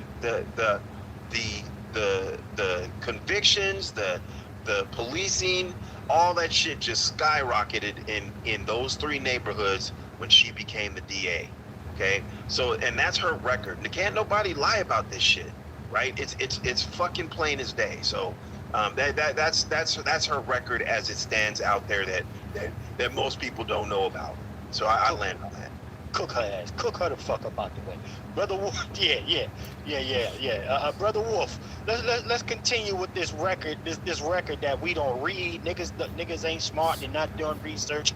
Let's add another layer to that uninformed position that we're having as black men or black America in general. What say you about Kamala Harris? So I'm gonna say this. Again, I am not against the illegals or anybody coming across that border without the papers right? Okay. And she was the border czar. Come on with it. Let's keep it 100. Come on. As a matter of fact, you want to know what she did for the last 3 years? Come on. She lied about the state of Biden being incompetent and not being able to fulfill the office of the presidency. She lied. And when they produced him on that stage back in earlier this year, with that debate, the whole world realized, damn, they've been lying for 3 years. So the last 3 years has been under the watch of Kamala. Or Kamala, however you want to say it. Kamala or Kamala. Okay? 3 years. She showed us 3 years what she's about. The proper pronunciation is Kamala. Kamala, that's her name, and that's actually more like what she is. But to fool our stupid black asses, they said Kamala to make it sound like a ghetto bitch black name. Now that she's there, at the same time that they're demanding the Indian pronunciation, they're insisting that we recognize her as a black. That's how crazy that shit is. Kamala. Yes, sir. Go ahead, Brother Wolf. Land your plane.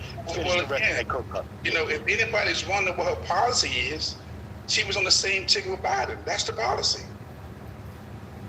She was on the same ticket with Biden. And no two people have locked up more black people in American history than those two.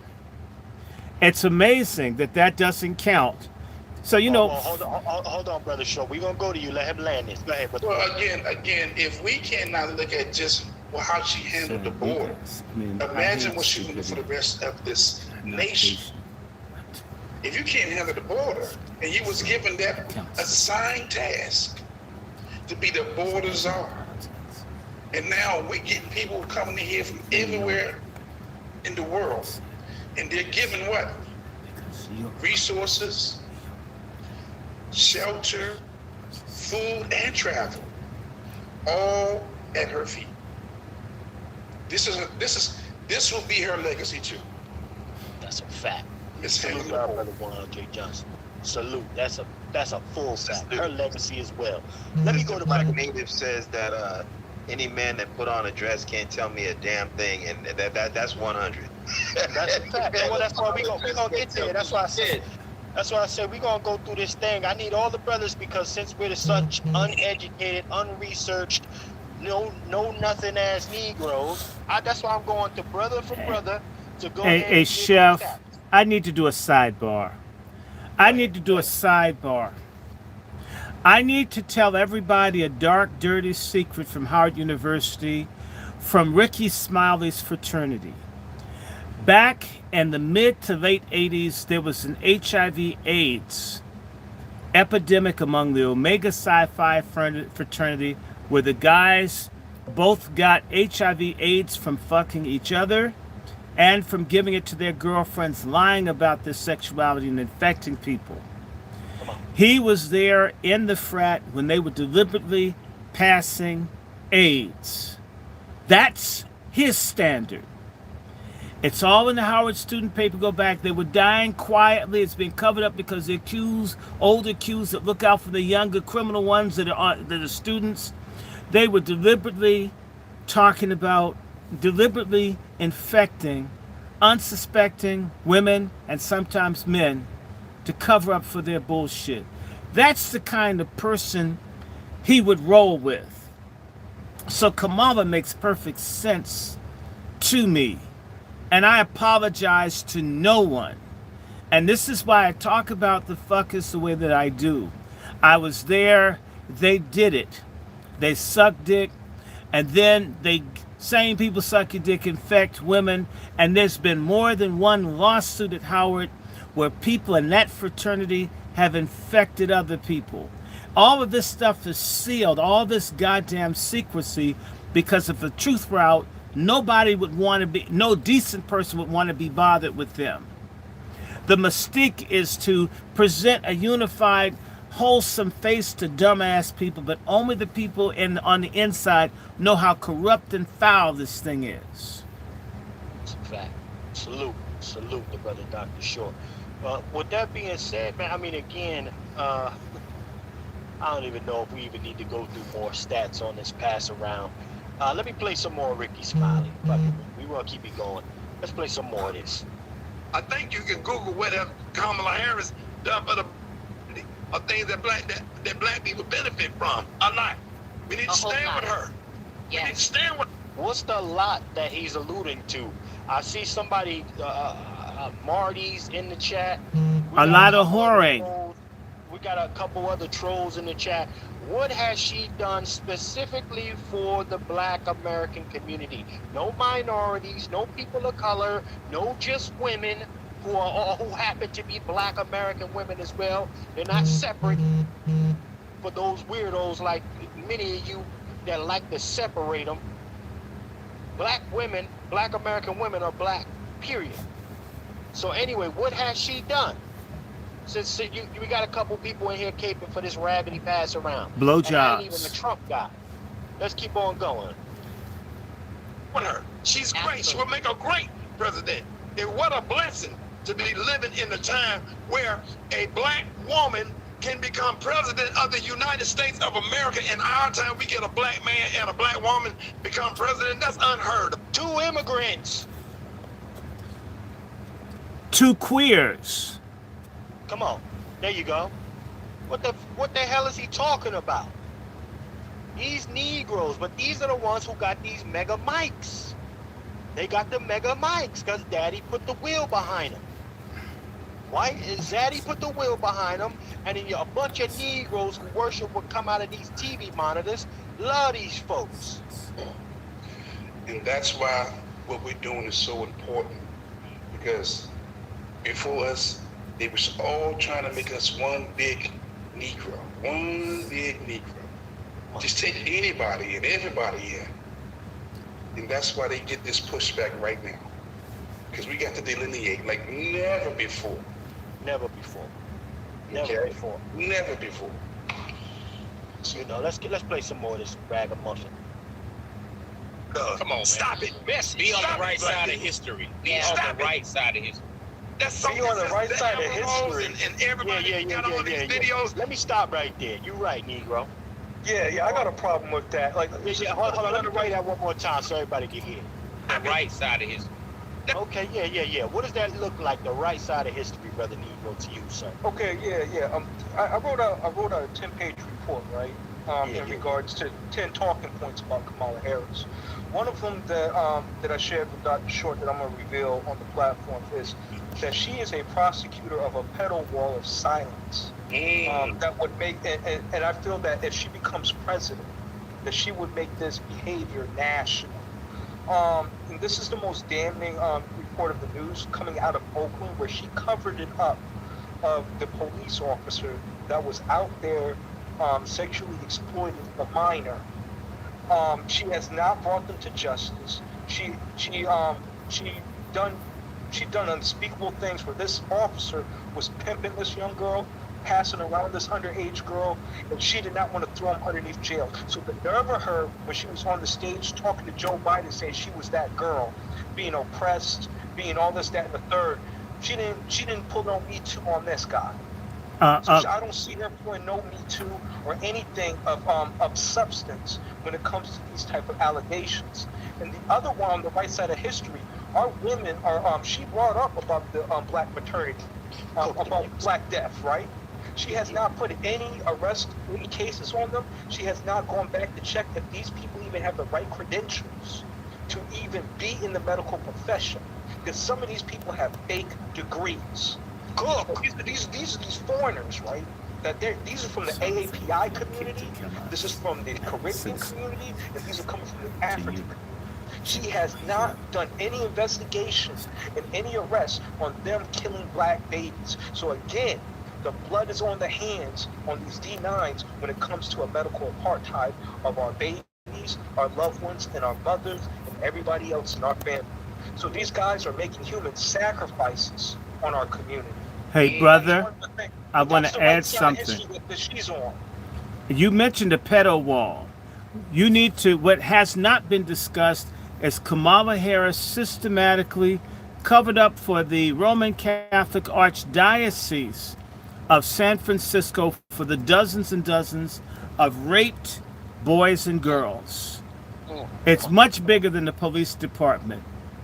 So all of these molested, abused, violated children have been ignored. She covered it up. But you know what? She says she gives a damn all these, forgive me, all you stupid ass black women that support Kamala Harris, thousands of black elderly women and struggling moms have died on the streets of Los Angeles because Kamala Harris and her capacity as Attorney General did everything that she could to make certain that the banks got away with not giving black people fair lending practices. There are thousands of homeless black people. Blacks in California are 50% of the homeless, and there may be 4% of the state's population. The blacks in Los Angeles have died by the thousands on the streets. It's her fault. In fact, they estimate 16,000 people have died from being homeless in California. Let's assume if blacks are half of the homeless, that 8,000 black people have died because of what she's done. She's the greatest mass killer walking this country. It's a disgrace. Absolutely, sir. She's a mass killer of Negroes. She's a mass killer of Negroes. Can I cook on something that Negro just woke up? Yeah, go ahead, cook. So, as for for any woman that's just looking at her as some kind of champion for women, right? Oakland is famous for being one of the child sex trafficking hotspots on this planet, okay? And while she was the Attorney General, and Negro just woke this shit up for me, while she was the Attorney General, there was one underage, minor in particular, that was literally passed around like a joint between Oakland PD, CHP, I believe Richmond and or Contra Costa County Police. It was like four police departments. Oh, and the Alameda County Sheriffs. This chick was passed around like a joint between all these police officers. She was an underage child, and her as Attorney General of California and the multi-jurisdictional of having all these police departments involved, she did absolutely fucking nothing. And the most salacious part of this shit is that her mother actually worked for Oakland PD, and this bitch didn't do shit for her. Cook that hoe. Cook. So for any woman that thinks that Kamala stands on, women's rights and standing up for women is fucking bullshit. Constantly abuse them. Just step in their necks. If you want to look her up, her name was Celeste Watt. And crazy. So when they're talking about the right side of history, what are they talking about here with this lady? This lady runs she supports oppressive regimes, the BART station, other things of where police brutality has happened to black men. She has been silent on sexual assault of minors done by the authorities. She has been silent on. So what type of history? What type of right side of history is he talking about? That she's D9? That's the right side of history, being a D9? Because that's the standard that I got from him throughout the whole 10-minute rant that he was running his mouth. Yeah. Shout out to the Negro. Listen, this is a hell of a cook-up. Damn. Boy, I tell you, hey, Q, is you in the building, Q? You still in the building, Q? I'm here. Yes, indeed, Q. Talk to me. Are you up to speed? I'm Q? here. I'm just taken aback that this is still going on. That this is even still. It should be clear what this female is about. And it's like, our people want to be duped, man. We want to be duped, and it's going to be a lot of lambs to slaughter. Q, watch this. And I mean to cut you off. These people have a fascination with death. Our people have a fascination with death, and I'm going to back it up. Because we are the authorities on practicing the black group suicide economics, or black group economic suicide, however you want to say it. We leave our houses every day and see and go to places and buy from people who look nothing like us. And this has been going on for so long. This is the epitome of black group economic suicide. So for them to side with Kamala, knowing her record, or not even caring about her record, it continues that black group economic suicide. They have a fascination with death. We are dealing with people who are walking dead, man. They can't die soon enough. Whether through natural cause, or through something violent, or by accident.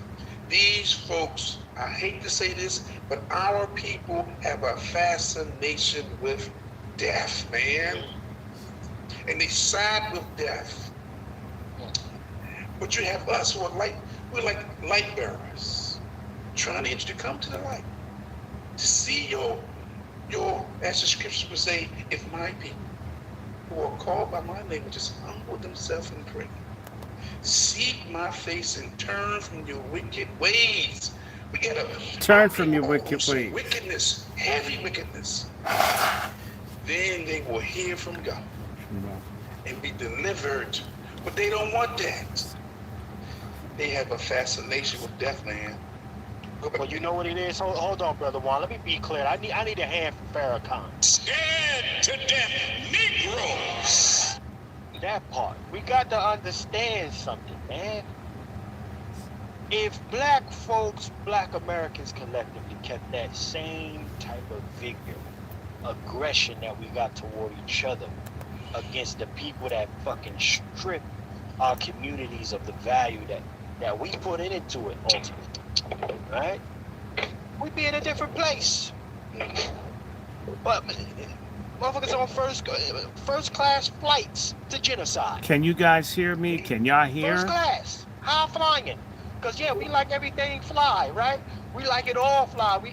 We always got the motherfucking, we got the high budget with the champagne, Versace taste. So yeah, we going first class, flying first class into genocide.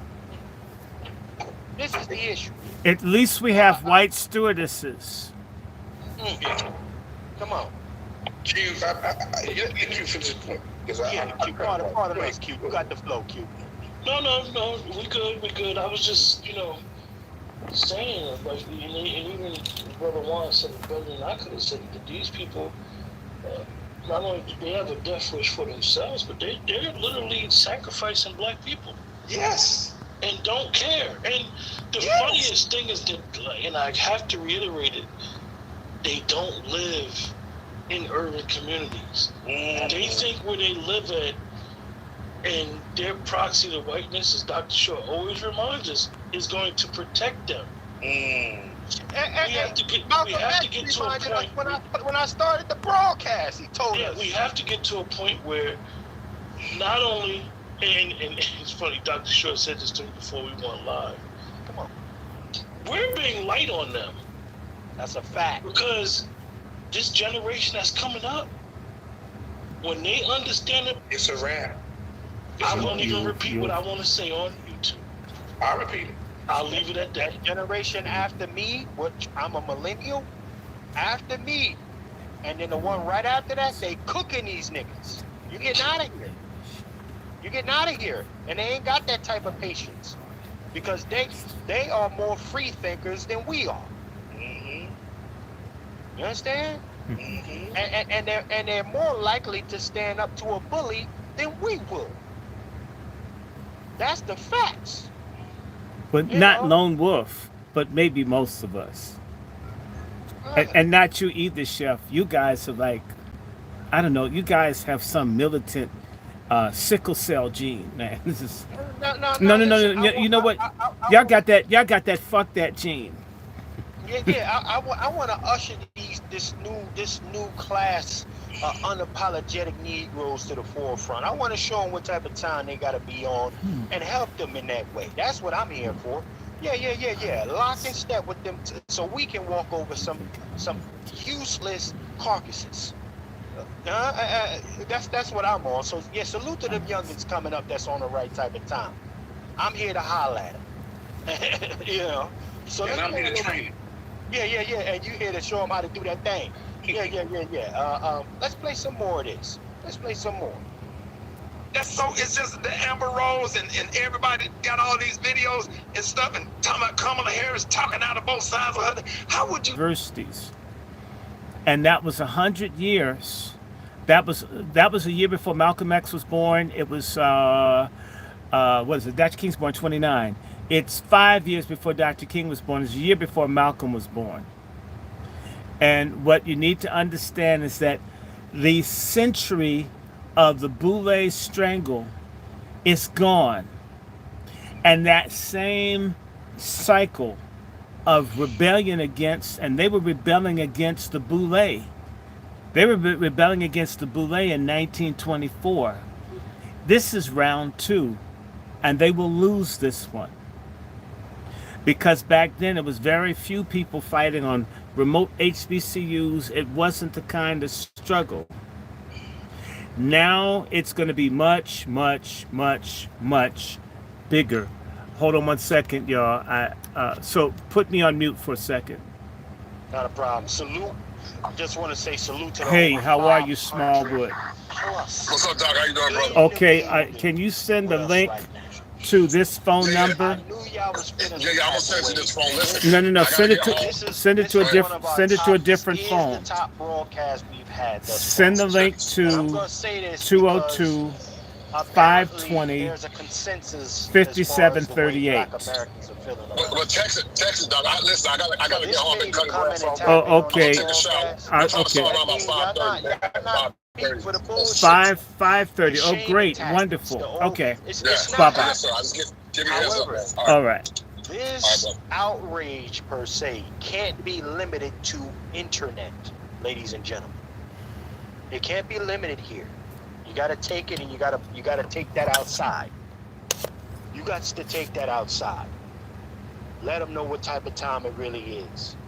Field Negroes versus house Negroes.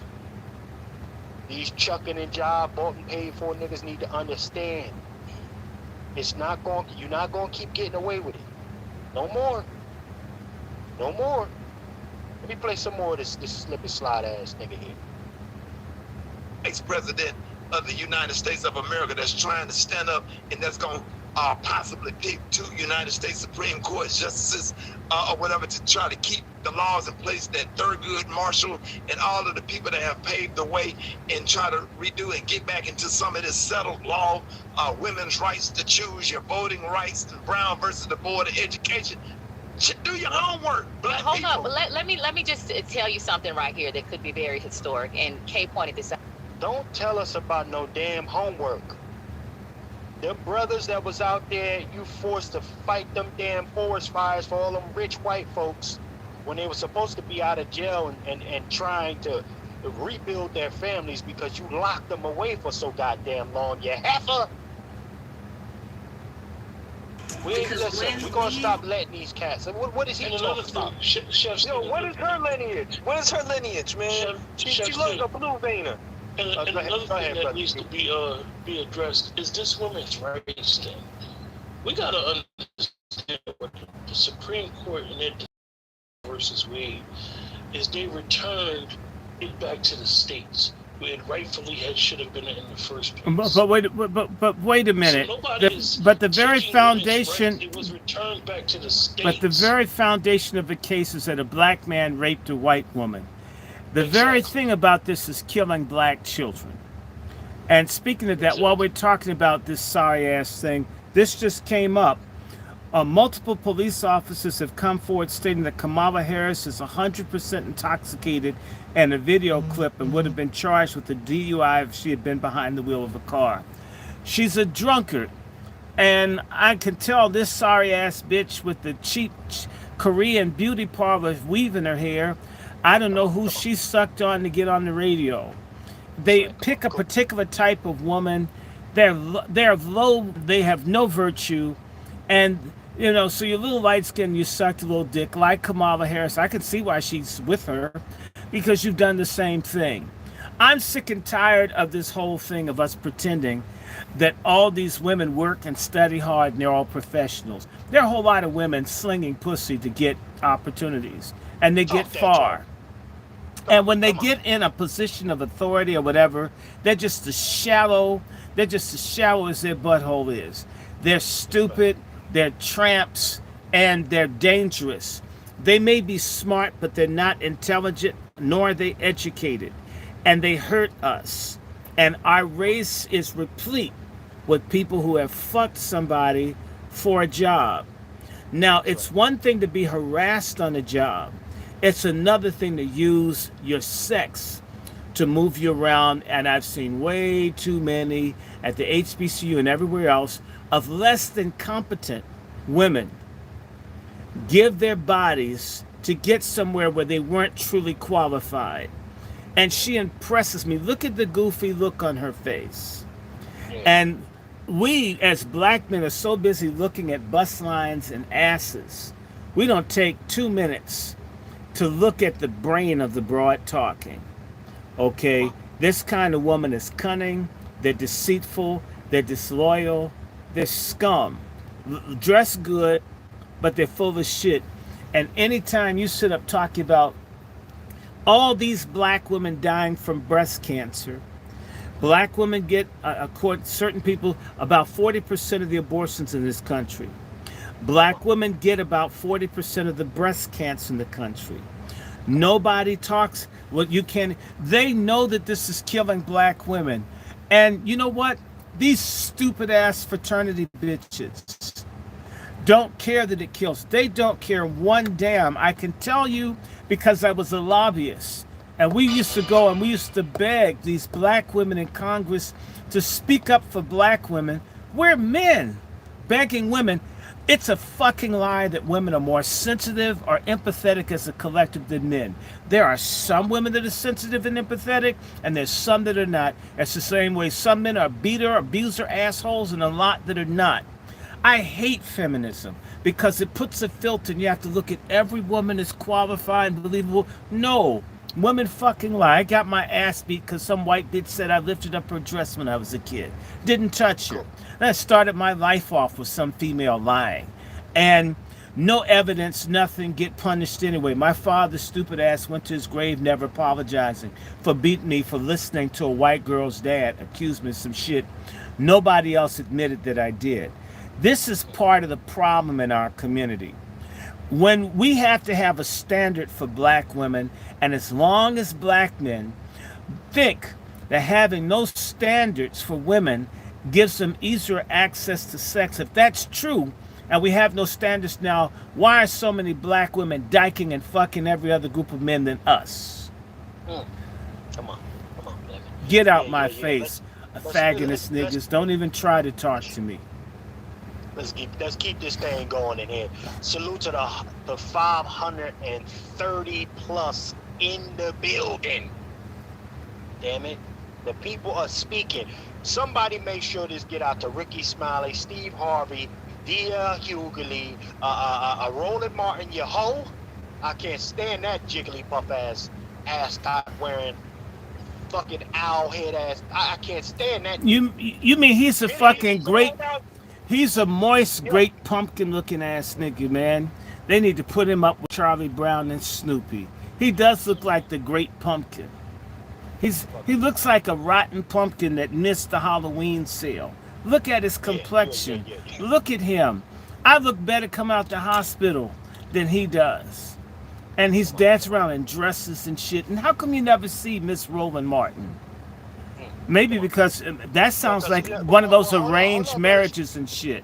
That's what I'm saying. Sure. He went outside. He went outside about 5 years ago, and the boys ran his goofy ass off the block because he belong outside. He's a house Negro, an honorary one. Pause. He's one of them. He got to stay in the house.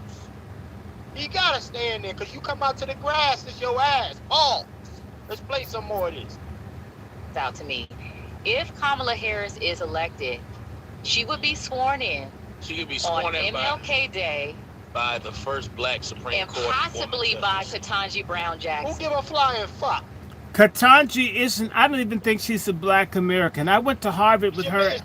I went to Harvard with her ass too, and I knew that bitch is a plant because she put a swastika up in her window when she's a student at Harvard, and they covered that shit up. Do you know how many Jews would want her ass off the court? They found out she had a swastika up in her window.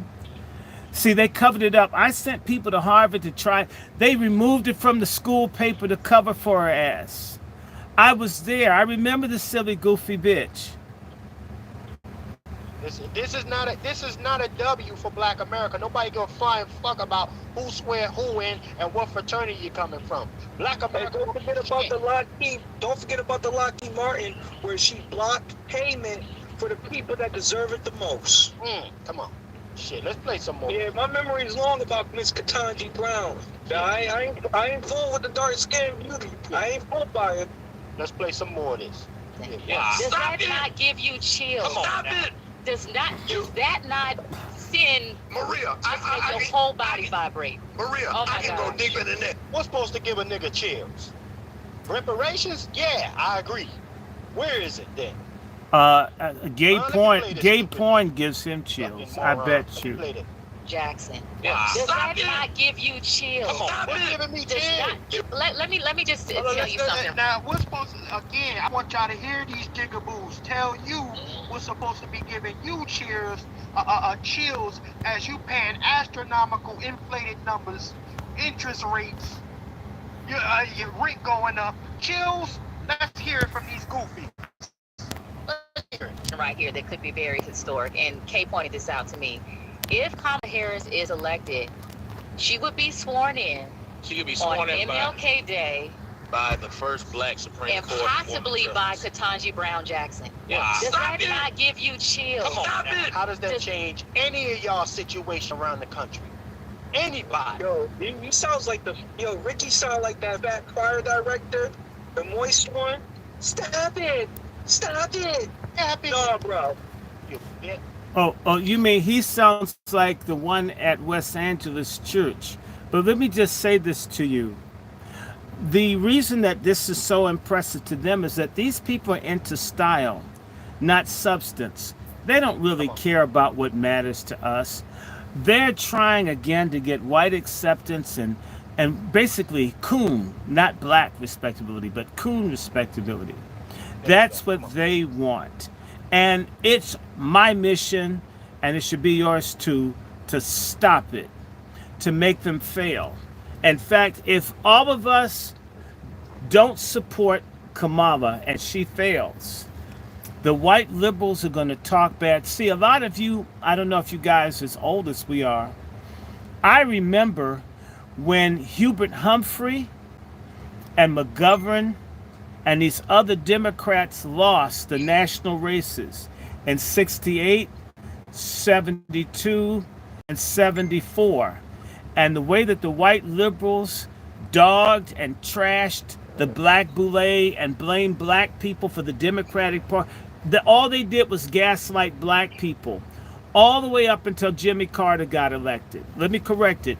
It's 1968, 1972, 1976. But from 1968 until 76, when Jimmy Carter won, black people were blamed for the Democrats losing. When the Democrats lost, and so it was very hurtful and damaging to people who live to be loved and embraced by white racists. They're mad. That's why they get out and scream at us about voting. It's because they get confronted as the only black in an all-white party about why don't blacks vote. That's why it's so emotional. You're going to cost me my white friends, my respectability, my opportunity to escape you through this self-hatred escape hatch. You're doing this to me. We need you to vote to prove to white people that we've got heft and importance in our community. The only reason that white people are talking to some of them is because they believe that people like Roland Martin have influence. They don't really check. They don't really know anything about us, nor do they care to. They use these people as ambassadors for our race. They think Roland Martin has influence. They think Alveda King has influence. They don't. And when we fuck up their scam, white folks won't want them around. And so what's very interesting is you had some black militancy starting in 68 because the Democratic Party made black folks mad for blaming them for Nixon winning. Notice what happened right after Nixon won. You had the Black Power Conference in 1972, just before you had the 72 election.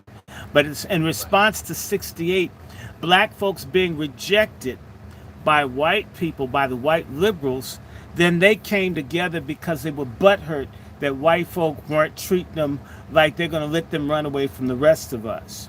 You tend to see instances of black people, what seems like a black political movement. You had it in 1983-84 when Jesse Jackass and Omega Psi Phi ran for the Democratic Party nomination. This was in part due to the reaction to Ronald Reagan and the fact that the Democrats went along with Reagan destroying all the programs for black people.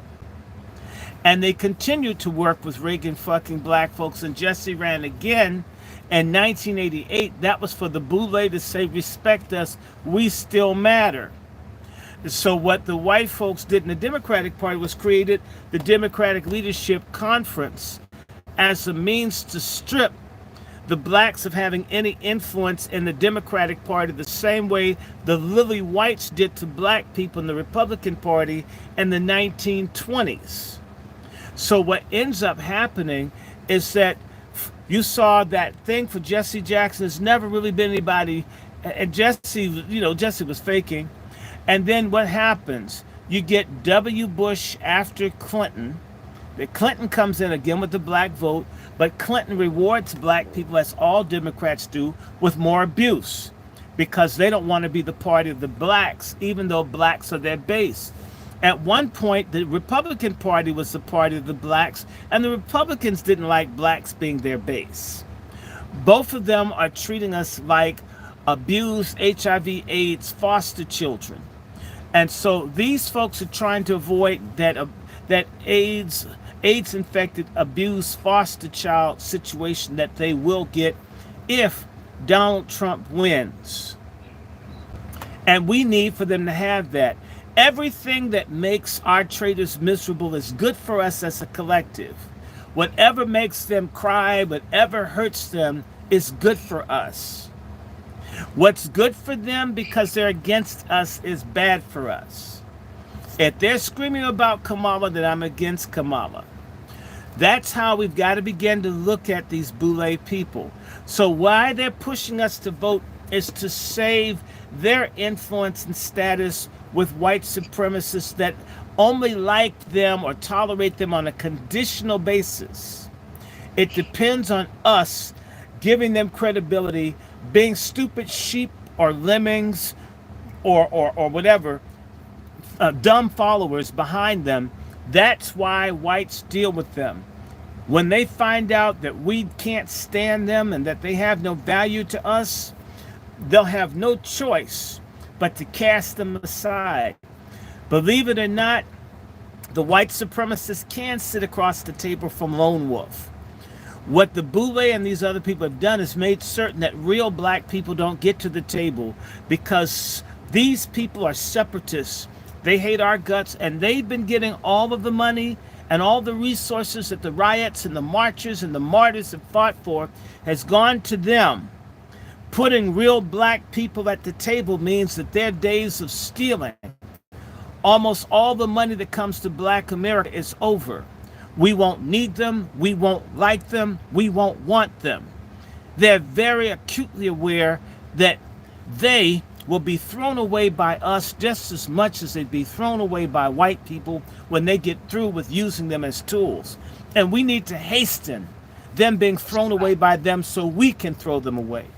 Every people that have gotten free have a certain point in their history where their traitors get punished and cast aside. In China and other places, people may execute. I'm not talking about hurting nobody, but if we threw these people aside and they were outcasted and scandalized, a lot of times people come to their senses. I really was an enemy to my own race. I really was a self-hating social bitch. I really was a moist, a queer, idiot traitor. But they're never going to get that as long as we do what we do. We see a black person in an office, we respect them instead of demanding service and quality service at that. We say, ooh, look, a black nurse, even if that motherfucker's giving everybody overdoses of morphine. When are we going to start saying, I don't care what you look like, I don't care what you call yourself, I only care what you deliver to me? Even sisters can do that with their cooch. Why can't we do this with politics? That's a bubble fact. Let's keep on percolating here. Ladies and gentlemen, over 560 of y'all in here. Y'all here for this type of time today. Salute to everybody that's in the building. You're here for the first time. Make sure you subscribe to all anybody resonating with you on this platform right now from the gentlemen. Make sure you go ahead and subscribe to their platforms. Brother Dr. Short is up right here. Angry Black Man's Book Club. My brother Dr. Short. He's got the YouTube channel. Yeah, treat me white. Join tonight. My brother Q from Let's Talk 2 on YouTube. Definitely go ahead and subscribe to this brother. My brother Juan J. Johnson, Lone Wolf Firearms YouTube channel.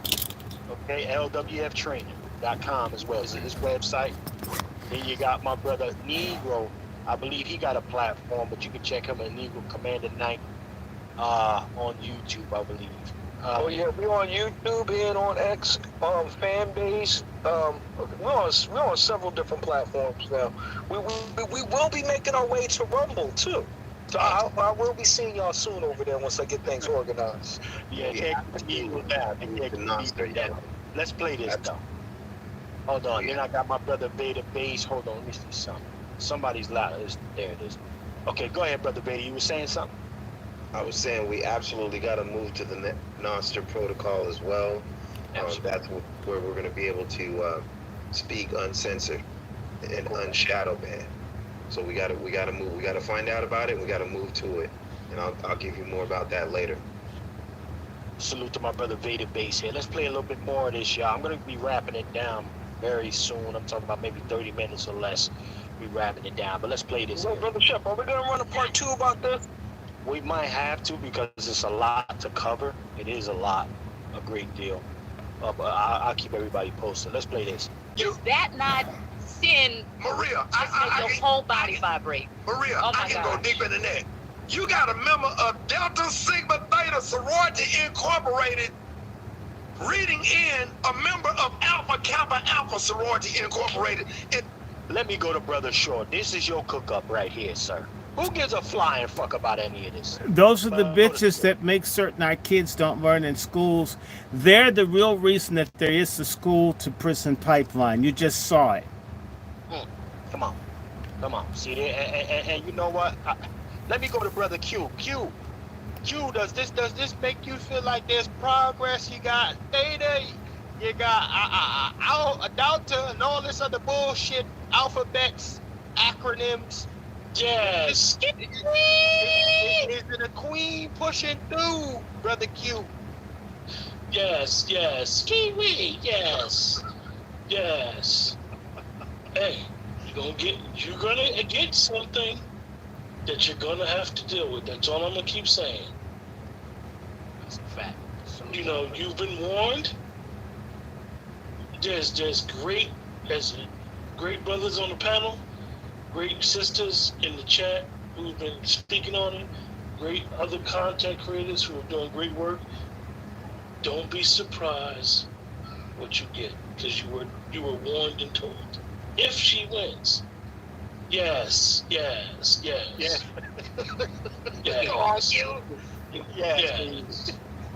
And I'm gonna land my plane on that. Salute to Brother Q. Brother Wild, what say should I play a little more of this track? What say you? Is this you pushing through?